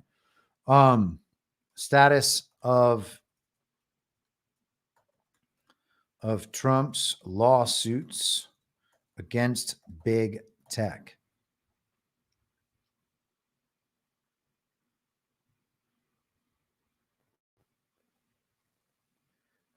The cases are still in their early stages and have not reached trial.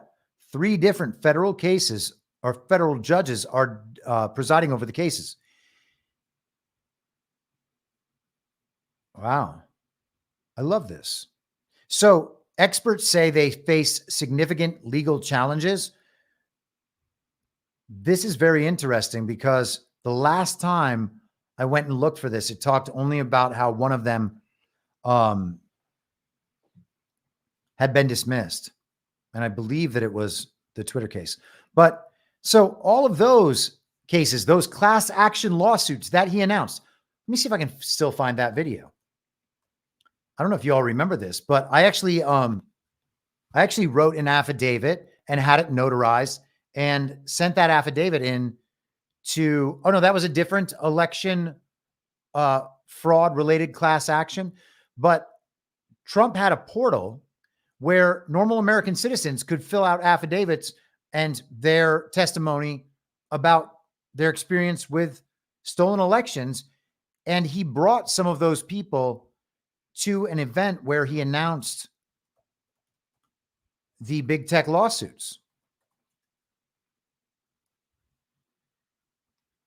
Yeah, here it is.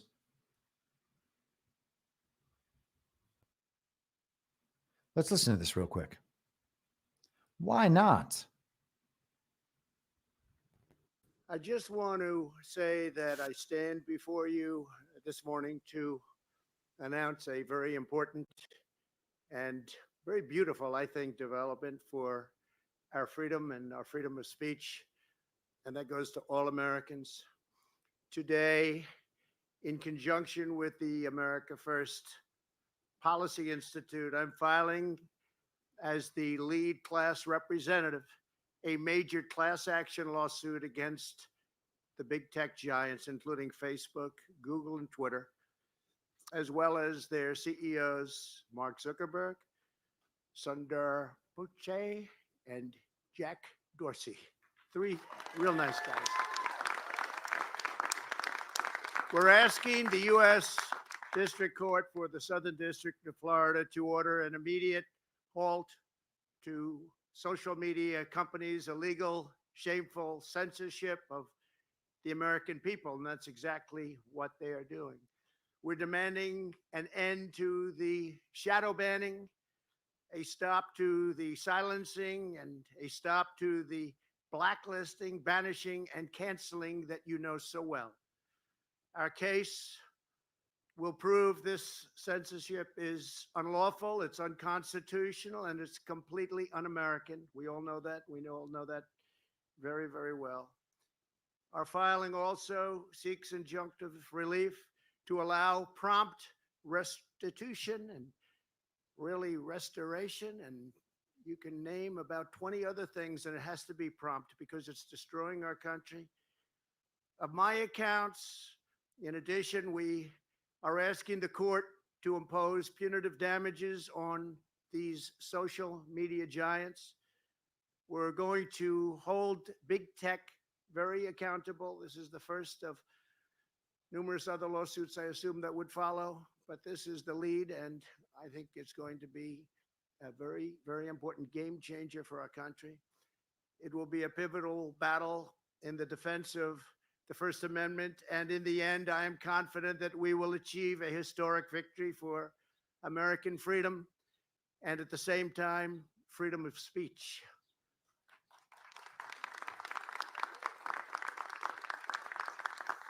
So I want to thank all.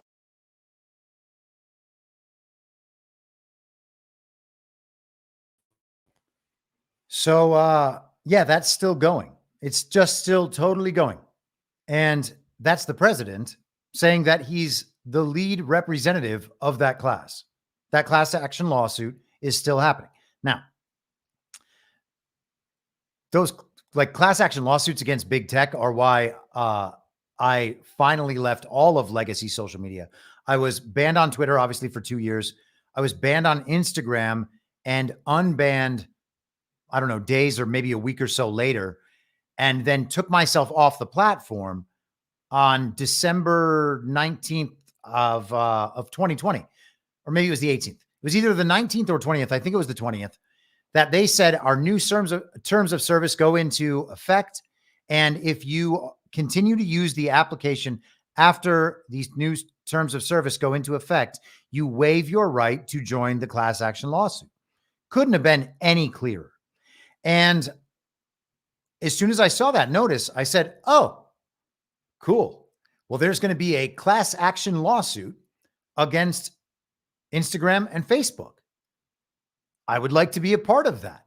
I actually don't like these apps. I think that they are demoralization machines.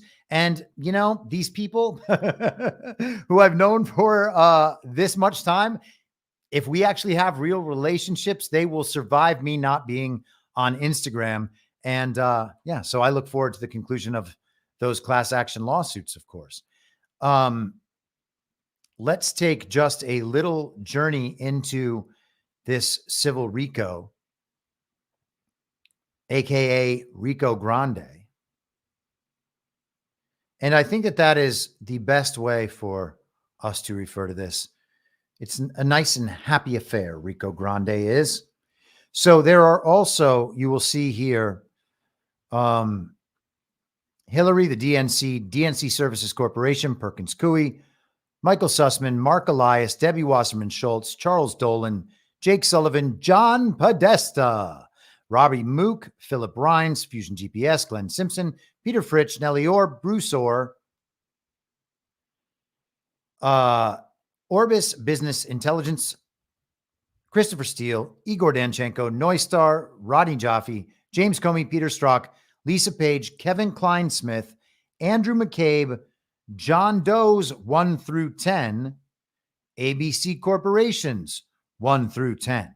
And I'm not sure if there is an attorney in the chat please let me know whether 1 through 10 is just a standard way of saying it, or if that actually indicates a definite 10 in each instance. I am under the impression that that means some number of currently unnamed individuals and entities in this case. So here's the introduction, and maybe that's all we'll get to. I wanted to get into some of the statement of fact stuff. We'll do a little bit of it, but I really do want to get to people's questions, and I don't want to make this a 3.5-hour episode. In the run-up to the 2016 presidential election, Hillary Clinton and her cohorts orchestrated an unthinkable plot, one that shocks the conscience and is an affront to this nation's democracy.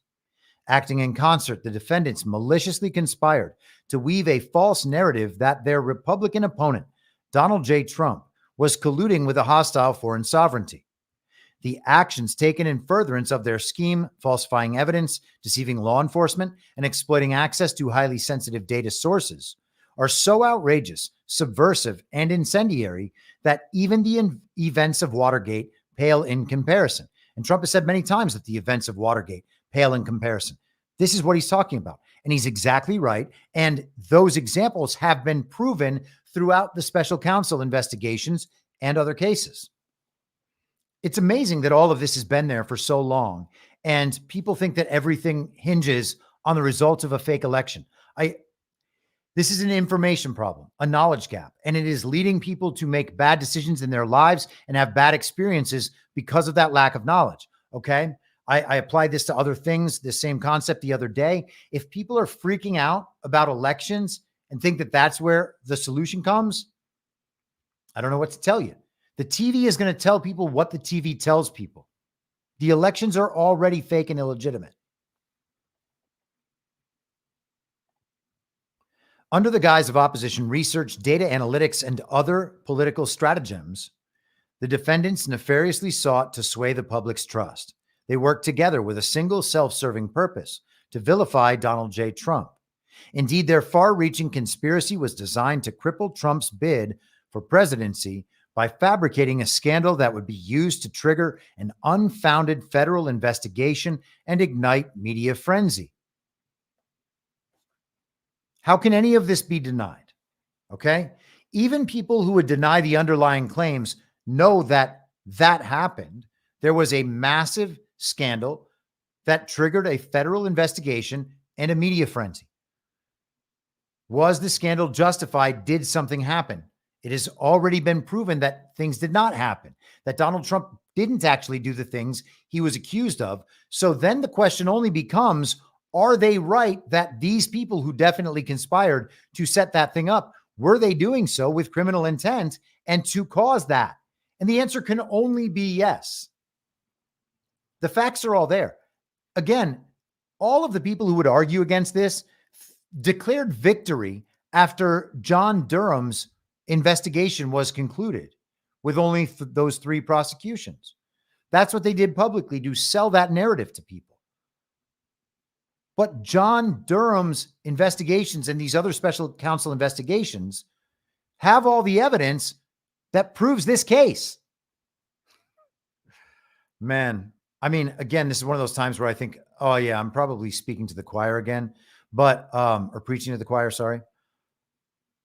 I really, really hope that for other people who haven't been following this podcast for a long time, or who don't understand that this stuff is happening, will begin to understand the magnitude of these things. Okay. You can even put devolution aside and understand that this is still happening. Oh man, there really are not the reasons to be freaking out that people think. And knowing that the regime's number one goal to retake control of the country is civil war, the strategy has to be not freaking out under any circumstances. Okay. Take care of yourself, take care of your family, take care of your neighbors or your extended family or whoever you're able to take care of once you are good. And that means physically, mentally, emotionally, whatever it is. But stop freaking out. Don't freak out. Okay. There's no reason to freak out. We're going to have to be patient. There might be some bumps ahead, some turbulence. Okay. There's no freaking out. Let us continue. The scheme was conceived, coordinated, and carried out by top-level officials at the Clinton campaign and the DNC, including the candidate herself, who attempted to shield her involvement behind a wall of third parties. To start, the Clinton campaign and the DNC enlisted the assistance of their shared counsel, Perkins Coie, a law firm with deep Democrat ties, in the hopes of obscuring their actions under the veil of attorney-client privilege. Perkins Coie was tasked with spearheading the scheme to find or fabricate proof of a sinister link between Donald J. Trump and Russia. To do so, Perkins Coie launched parallel operations. On one front, Perkins Coie partner Mark Elias, the Democrat lawfare attorney, led an effort to produce spurious opposition research claiming to reveal illicit ties between the Trump campaign and Russian operatives. On a separate front, Perkins Coie partner Michael Sussman headed a campaign to develop misleading evidence of a bogus back-channel connection between email servers at Trump Tower and a Russian-owned bank. That is the Alpha Bank hoax, okay? Mark Elias is constantly freaking out, constantly, on MSNBC and elsewhere. He is no longer at Perkins Coie. He just does his democracy docket thing and goes around defending, through lawfare, stolen Democrat elections and the process, the regime's process in general. All right. Mark Elias's partner at his law firm was already indicted and found guilty and given a slap on the wrist, Michael Sussman. Okay. Did those people flip? Man, I guess we'll find out. The sting is ongoing. It seems to be, at least. So people like Mark Elias, who are out there ranting and raving on television, I mean, they know this stuff's going on in the background. Is Mark Elias confused about the status of these issues? Does Mark Elias believe that he's not in trouble and that Donald Trump is in trouble and that he's going to get to defend the election? Well, the TV is going to decide that, because the truth is he didn't really defend the last election, certainly not in any completed sense, because it's all still going. But people don't believe it's still going, and they don't believe it's possible that it's still going because they believe that Joe Biden has been a real president for the last 4 years. When each and every one of those things is dependent on another thing, and none of them can be supported without the rest of them, and you know that virtually all of them are true, it's probably that all of them are true. I mean, good Lord, man. To believe that Joe Biden is a legitimate president, none of this would have had to happen. But it did happen, okay? And to believe that this didn't happen, you'd have to believe that Joe Biden is a legitimate president, but he's not a legitimate president.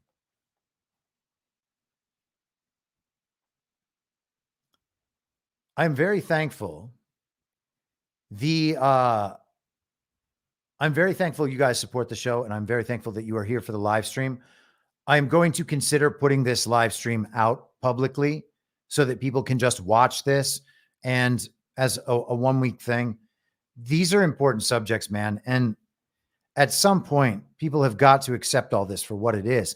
And I think it's a white pill. I mean, people are like, you're pessimistic. You're telling people not to vote. I'm like, no, I'm being honest about the election system. I'm as optimistic as any person in this country. Certainly any person in the movement. Find someone who is more optimistic than me. Find someone who is not freaking out about fake elections. It is amazing, man. Total inversion, again, within the false reality that me telling you everything is okay. Our elections are screwed, but everything is okay. And don't worry, we've got this. That is pessimistic, apparently. Unbelievable. Let's keep going. Mark Elias, in his mission to obtain derogatory anti-Trump opposition research, commissioned Fusion GPS, an investigative firm, and its co-founders, Peter Fritsch and Glenn Simpson, and directed them to dredge up evidence, actual or otherwise, of collusion between Trump and Russia.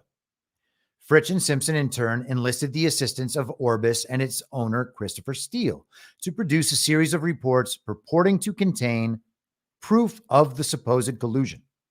Of course, the now fully debunked collection of reports known as the Steele dossier was riddled with misstatements, misrepresentations, and most of all, flat out lies.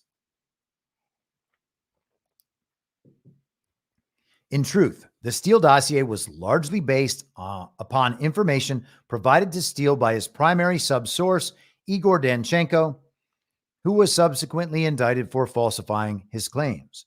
Even more damning, Danchenko had close ties to senior Clinton campaign official Charles Dolan, who knowingly provided false information to Danchenko, who relayed it to Steele, who reported it in the Steele dossier, and eagerly fed the deceptions to both the media and the FBI.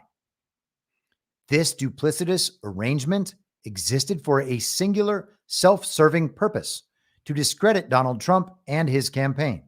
At the same time, Michael Sussman, in his hunt for damaging intel against the Trump campaign, turned to Neustar, an information technology company, and one of its top executives, Rodney Jaffe, a fervent anti-Trumper who had recently been promised a high-ranking position with the Clinton administration, to exploit their access to non-public data in search of a secret back channel connection between Trump Tower and Alpha Bank.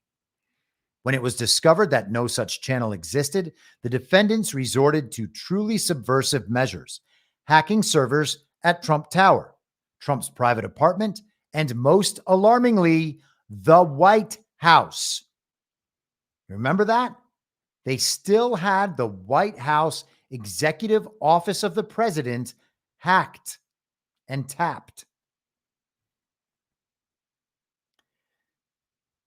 Do you really think that's never going to matter, that these issues are dead? They are not dead. That matters, and that is real, and that is proven in the Durham investigations. This ill-gotten data was then manipulated to create a misleading inference and submitted to law enforcement in an effort to falsely implicate Donald Trump and his campaign. All of these acts were carried out in coordination with the Clinton campaign and the DNC at the behest of certain Democratic, quote-unquote, VIPs. And they are referencing the Sussman indictment brought. This court case, this civil Rico Grande, is referencing United States v. Sussman, September 2021, hereinafter named the Sussman indictment. That's John Durham.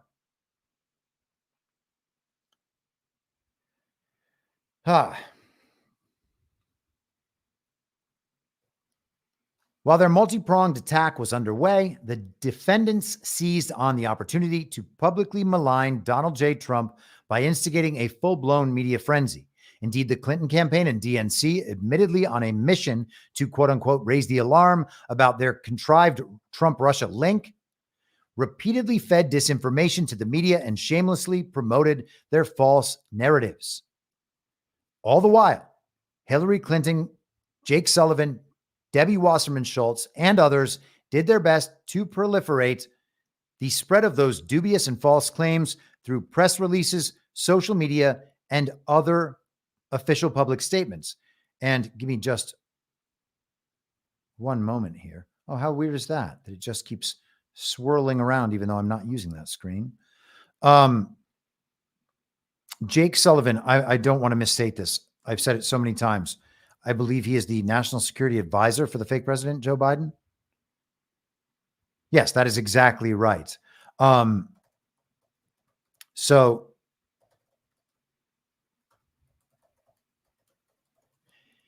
Jake Sullivan is currently in the fake administration right now, despite being one of the people involved with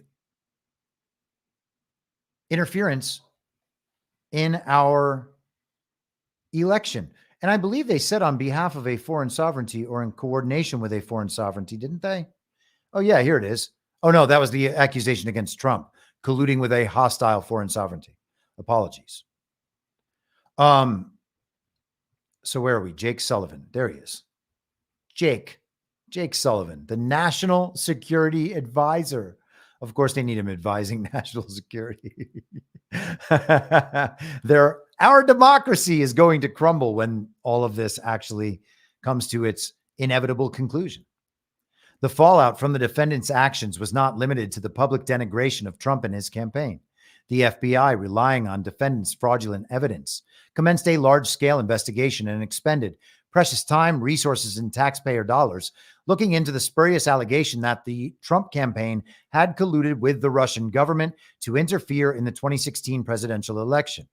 The effects of this unfounded investigation were prolonged and exacerbated by the presence of a small faction of Clinton loyalists who were well positioned within the Department of Justice and the FBI. James Comey, Andrew McCabe, Peter Strzok, Lisa Page, Kevin Kleinsmith, and Bruce Orr. And Kevin Kleinsmith is who was convicted, and found guilty and given the slap on the wrist. My fault on that, 100%. That was my misstatement. It was Kleinsmith, not Sussman. These government officials were willing to abuse their positions of public trust to advance the baseless probe to new levels, including obtaining an extrajudicial FISA warrant and instigating the commencement of an oversight investigation headed by special counsel Robert Mueller. As a result, Donald J. Trump and his campaign were forced to expend tens of millions of dollars in legal fees to defend against these contrived and unwarranted proceedings. Justice would ultimately prevail. Following a 2-year investigation, special counsel Mueller went on to exonerate Donald J. Trump and his campaign with his finding that there was no evidence of collusion with Russia. And I imagine that plenty of the evidence from the Mueller investigation may be possibly used in these cases in the future. I don't obviously know that for sure. And the Mueller investigation, who knows how tainted by numerous things that would be. Although maybe not, right? Maybe not. The full extent of the defendant's wrongdoing has been steadily and gradually exposed by special counsel John Durham, who has been heading a DOJ investigation into the origins of the Trump-Russia conspiracy. To date, he has already issued indictments to Sussman and Danchenko, among others, for proffering false statements to law enforcement officials. As outlined below, these speaking indictments not only implicate many of the defendants named herein, but also provide a great deal of insight into the inner workings of the defendant's conspiratorial enterprise. Based on recent developments and the overall direction of Durham's investigation, it seems all but certain that additional indictments are forthcoming.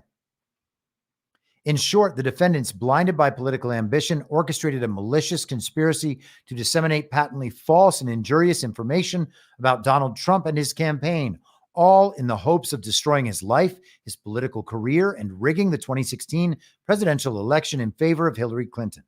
When their gambit failed and Donald Trump was elected, the defendants' efforts continued unabated, merely shifting their focus to undermining his presidential administration.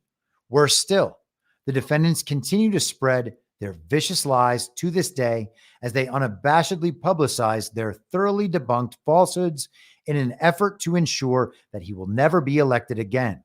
The deception, malice, and treachery perpetrated by the defendants has caused significant harm to the American people and to the plaintiff, Donald Trump, and they must be held accountable for their heinous acts. That, my friends, is really something. And I'm not going to go through the statements of fact.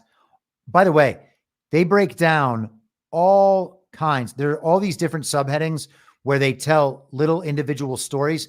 This is absolutely worth reading. And it's actually, you can skip some of the jurisdiction stuff. That stuff is always really boring. Just assume, fine, they have jurisdiction. Let the courts sort that out. That is a standing issue. That's not like, oh, we have the ability to sue Hillary Clinton in this court because XYZ. That's not, just skip over that stuff and keep going.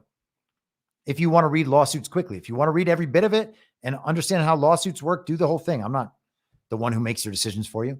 But so some of these, the defendant's malicious conspiracy remains active to this day. So that's where they outline how all of this is still ongoing. And this, of course, was in 2022. I'm trying to get to the plea for relief. Oh, the RICO enterprise. Let's read a little bit of this.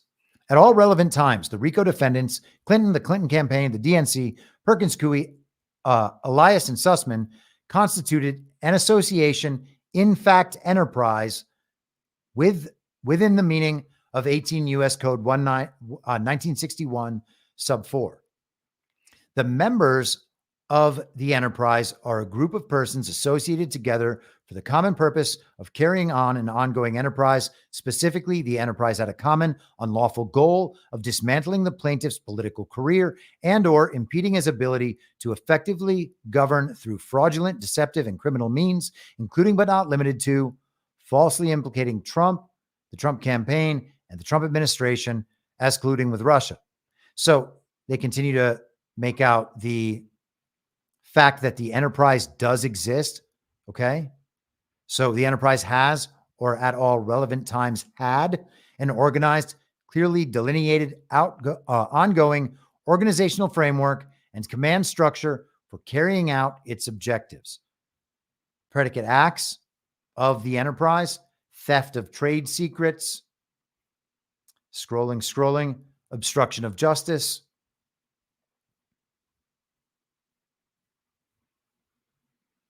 and then the lawsuit declares damages. The various counts of RICO conspiracy,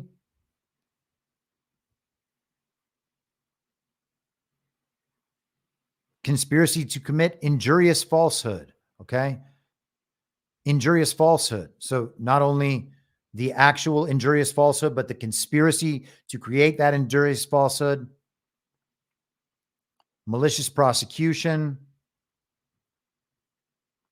conspiracy to commit malicious prosecution, Computer Fraud and Abuse Act. So these are all of the violations, the crimes that they are claiming were involved in this enterprise's activities. And then I just want to see if there's a Stored Communications Act. I want to see if there's a plea for damages. Agency against Clinton. Clinton, acting as a principal, used the law firm Perkins Coie and the Clinton campaign as her agents to act on her behalf, to carry out the plot against Trump, to assure that he would be falsely implicated as colluding with a hostile foreign sovereignty. Okay. Congressional elections, all of that stuff can feed into this. I kind of have a feeling that on Friday, which is the deadline for this, we are going to get a document of substantial length updating Rico Grande. And I don't mean to date fag. Maybe that won't happen. But if it does, oh boy. Well, if it does, that'll be what the episode on Friday will be about. I can promise you that. So again, in my mind, there's every justification to be very, very hopeful about where things are headed. Okay. I saw a Rumble rant. We can get to that. eGrab 4. FYI, it is already Georgia election law to count the ballots before certifying the precinct. It has been for years, but the Secretary of State hasn't enforced it since 2020. That is very interesting. We will see what effect that has, how that plays in the future. We have to be open. I've said this before. I am someone who said a great many bad things about Brad Raffensperger and Brian Kemp because as far as I can tell, they're rhinos. The surface interpretation is they're rhinos. Their actions conform to actions a rhino would have taken over this time. But again, you always have to step back and say, maybe they're just presiding over this. Maybe they're the people who are funneling all of this up to the top ultimately. And they're just perfectly playing their roles. I don't want to be a person to condemn others. I want to say, I see how this is happening. It could be this. It might be something else, but it damn sure looks like this. Okay. And from that perspective, I still believe that Kemp and Raffensperger are rhinos. I believe the same thing about Ron DeSantis. I believe the same thing to a lesser degree about Greg Abbott. I am not pleased with Greg Abbott, and I've lived in Texas for years. But it is possible that Greg Abbott is doing the right thing that he must be doing. I believe the country overall is probably under military government of some form or another. So I'm not sure how much ability these guys have to do their own thing. It's also entirely possible that they're not really making a lot of decisions, that the corruption is in their past and that they will be held accountable for that in the future. And maybe they are playing along in the right way to have their accountability for what they have done reduced. But, How do you allow a slave trade to operate at the southern border in any state? Sue the federal government. Where was it all? I don't have any reason to think otherwise of these people yet, but maybe someday. I hope that's true someday. I don't want enemies, right? I would love to be wrong about Ben Shapiro and the DeSantis simps. I just don't really see how that's possible. And again, I know they're waking up the normies. It still hasn't happened yet for whatever reason. What are they going to do when everybody understands that elections are stolen? How is it going to look that they have spent the last 3.5 or 4 years lying about our elections? I don't know how you recover from that. And I don't expect people, by and large, to accept the fact that these guys made $1 million a week or more while lying to them about something they absolutely should know to be talking the way they talk about any of these subjects. I don't know, man. I mean, they have unlimited resources to be right about these things, and yet they are wrong about all of them on purpose in the direction of the regime. Always. How? Bay Theater Dave says, I don't think they will recover. And man, I agree. I don't think that they will recover. Brain Strain again says, I'm not worried about convincing normies, nor am I. Believing all of this is about convincing normies is harmful to you personally. Okay. If you have normies in your life that you need, RPM says, I think everyone deep down knows elections are rigged somehow. Yes, that is absolutely true. I've said that on the podcast a number of times. If you have normies in your life, in your family, if your wife or your husband is a normie, okay? If your children are normies, if your parents are normies, I understand that you want to get through to them. Having the conversation and arguing with them over the course of years is not going to work. It was never going to work. It hasn't worked. It's not going to work now. They're going to have to experience this jarring incident that this certainly will be, and then you will be there for them at the point they have woken up to that extent, and you can help them along from there once they are seeking your help and they are open to your words. Okay? Continuing to fight with people and send them links and sources is not it. That's not awake, and it's not helping those people. And, I've had to separate myself from people who I loved for my entire adult life or even longer. And when those people come back to me, then we can we can begin a relationship again, but I can't just forgive the behavior from before. So the only way for that to happen is for them to approach. I'm not going to send them the election results and be like, hey, haha, you were wrong. Except for, obviously a few people whose relationships I don't care about at all. Just so that they can understand that I see them. Yeah. Okay. Let's continue with some of I'm saying again a lot, and it's really pissing me off now. I thought I was doing well in the first half or so. Maybe not. I don't know. You would be the judge of that. Let's go to the Substack. These are the comments. American Wings says, when you were in LA, did you ever help celebrities manage their PR and image when a scandal broke out? If so, what level of panic do you think is rippling through LA now in light of the P. Diddy scandal? And what were some of the things you did to help them? Okay. So I have to answer this in two ways. In the company that managed celebrities and brands and athletes and whatever, I was doing business development in that company. So I would offer the company's services to celebrities, to brands, to athletes, etc. And then eventually, obviously, people will begin a referral process, and that outgoing business begins to become an incoming business that you're just then fielding and managing. Okay. Other parts of the company were focused on doing the management of the celebrities and brands. So it was not me directly managing accounts. And I want to be very, very clear about that. I was also not the final say on what accounts would be pumping out. We would talk about strategy. We would talk about how things needed to be presented or what might not play well. And then there would be a brainstorming process about creative ideas for a person or for a brand.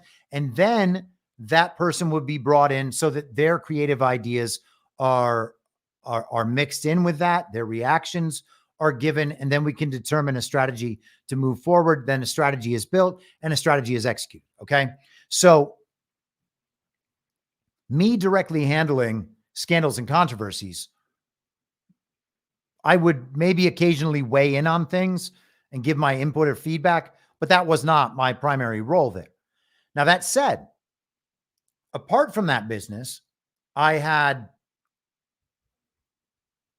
some people that don't pay attention to any of this stuff. And so there's like 5 total household names in the world. But if you're a person who watches a lot of movies and watches a lot of television, watches award shows, pays attention to Hollywood in general, you're on social media, very much in that normie entertainment culture, pro sports, major music, pop acts, etc. And I was very, very knowledgeable about all of those things and deeply embedded in all of it. So if you encompass all of those fields and talk about people who would be common household names, like a band, and you know all the members in that band, do you know household names? So I want to be clear on what I'm talking about here. But if I knew 500 or 1,000 of those people, I don't think that would be overestimating the number. It could be more than that. I don't know. I've never really thought about it that hard. So over the years, knowing that many people of that kind, some of them would tell me about the problems they were having, or if they said something stupid, or if someone was mad at them, a business relationship had soured, a relationship was going badly, and they said, how do I handle this? And like, what are people going to think about XYZ? That's just a conversation that I'll have, and I'll give my feedback.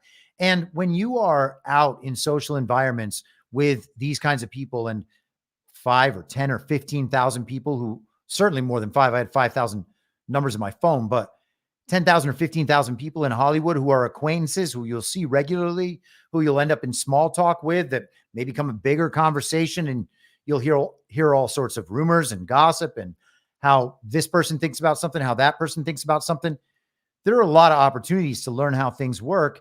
And so you automatically have that as a background, and the PR aspect and the image-oriented aspect is understanding that as part of that background. And so you can then relay it in terms of normal advice. And, you know, if someone in the chat asked me, hey, my business is going through this, how would I respond?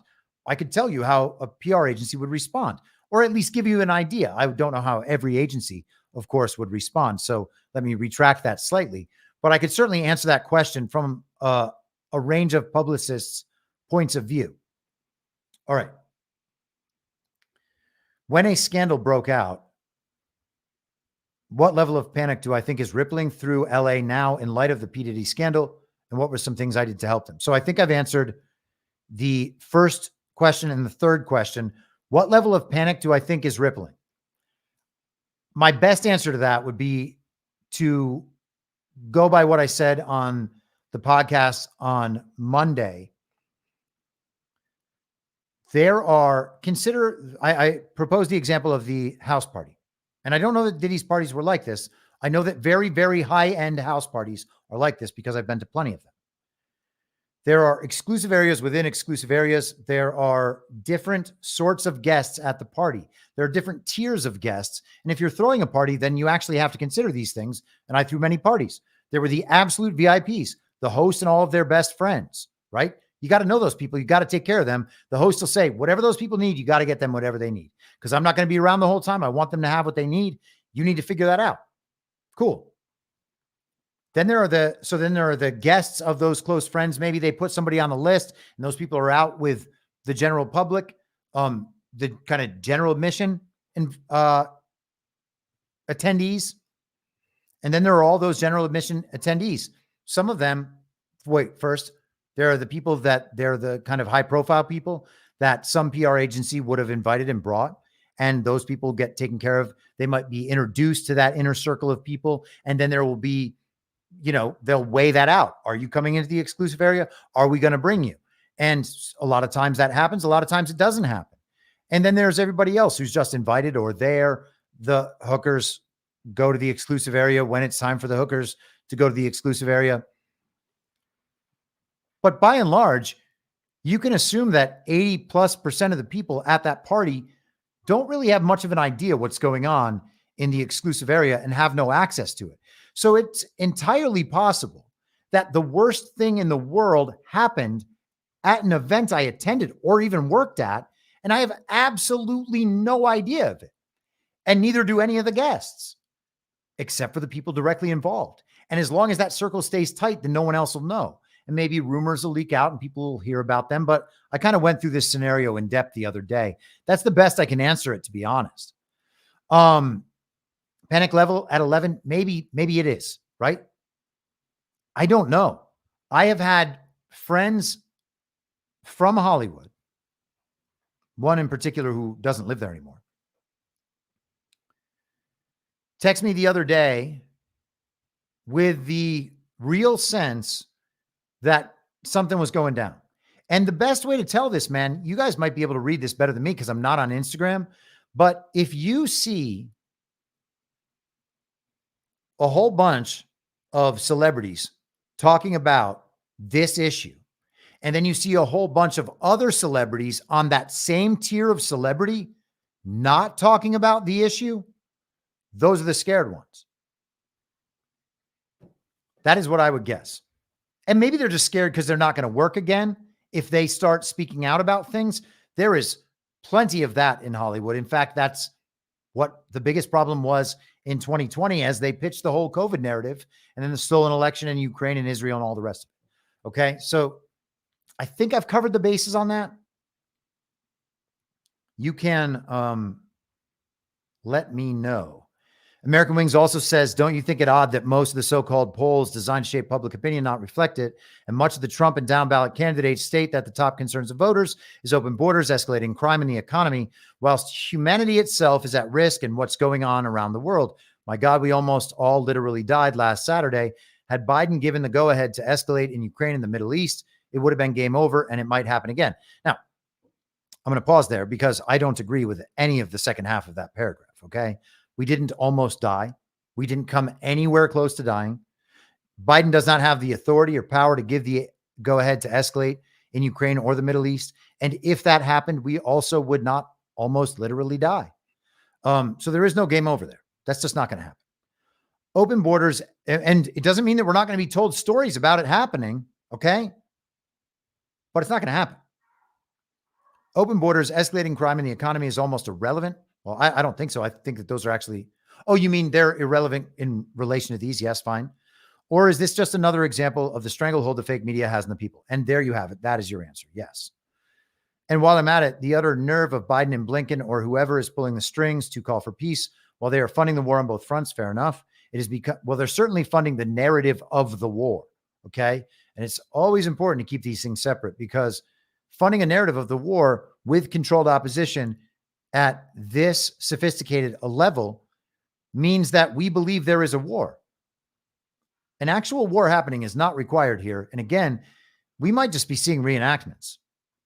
It's becoming very clear that throughout the world for the past 60 years, America is the aggressor in all the conflicts since World War II, which has never ended, just moved. Yes, yes.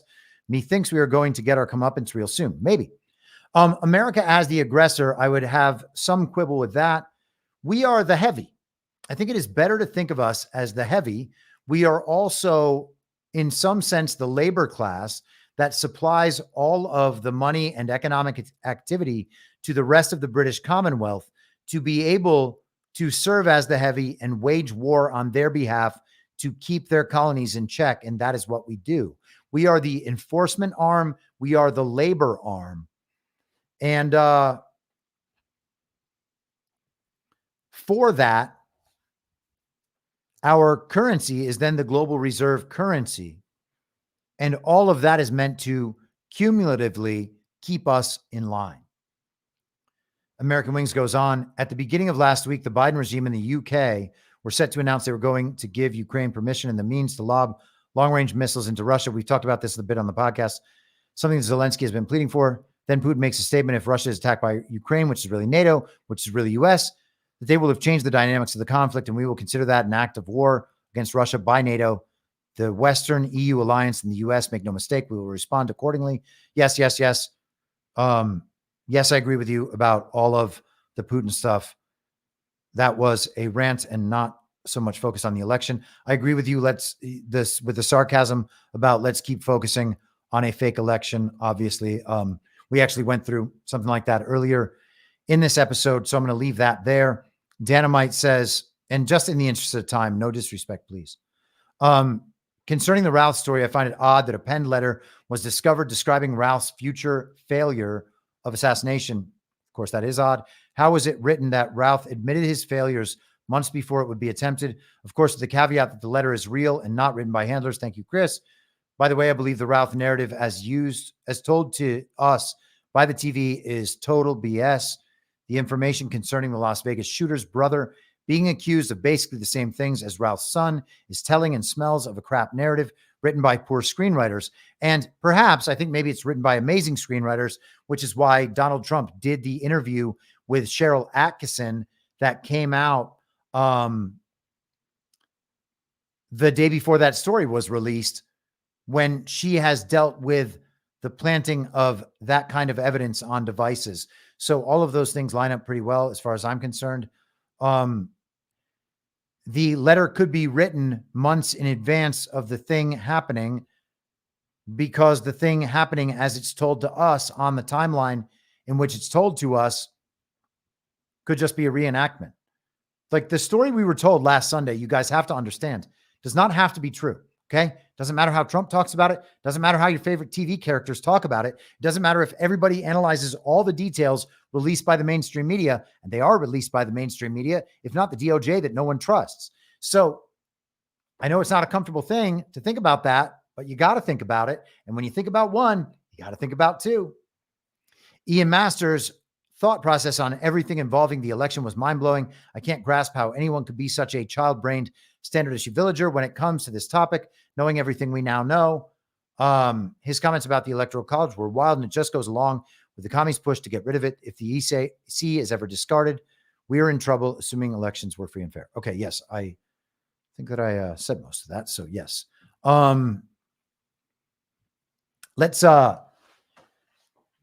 Okay. RPM asks, what caused you to see the light? Man, this is stuff that I have talked about many times. First and foremost, the media being totally wrong about the 2016 election. They said it was 98% Hillary Clinton was going to win, and then Trump won. By the way, this year, the country will believe that 98% chance of Trump winning by a lot, and the TV will tell us otherwise. I've been saying this over and over again. That will be getting the hose. If people want the hose, that's what the hose looks like. And hopefully it's the happy version of the hose where it is such a wide margin that no one could ever believe it. So many votes that no one could ever believe it. So many obvious problems with the process that no one could ever believe it. But I think that's how it's going to go. And by the way, I think that's the most optimistic way it could go. That presents the best outcome. Everyone knowing that elections are fake and everybody votes for Donald Trump. Everybody, not votes, but everybody supports Donald Trump and MAGA. That is the best possible outcome. We're trying to win an information war, not a fake election. And with that, I am going to bid you all adieu. I will be back on the podcast tomorrow at the same reasonable time on the same reasonable podcast network. I don't have a network. Masks and lockdowns don't work. They lied to you about a pandemic, and Joe Biden will never be president. And that's the end. Well, what? You know who I am, don't you? Well, you ain't Fiona Apple, and if you ain't Fiona Apple, I don't give a rat's ass. Ah! Down. We do a little trolling. It's called We Do a Little Trolling. What? In my mind, that's the end game. If you're listening for free and would like to support the show, the best way to do that is by signing up for a paid subscription at imyourmoderator.substack.com. You can find the info stream over on Telegram at t.me/veryreasonable. The merch site is cancelcouture.com, and for all my other links, you can visit linktree.com/I'm your moderator. And I'll see you soon, down on the range.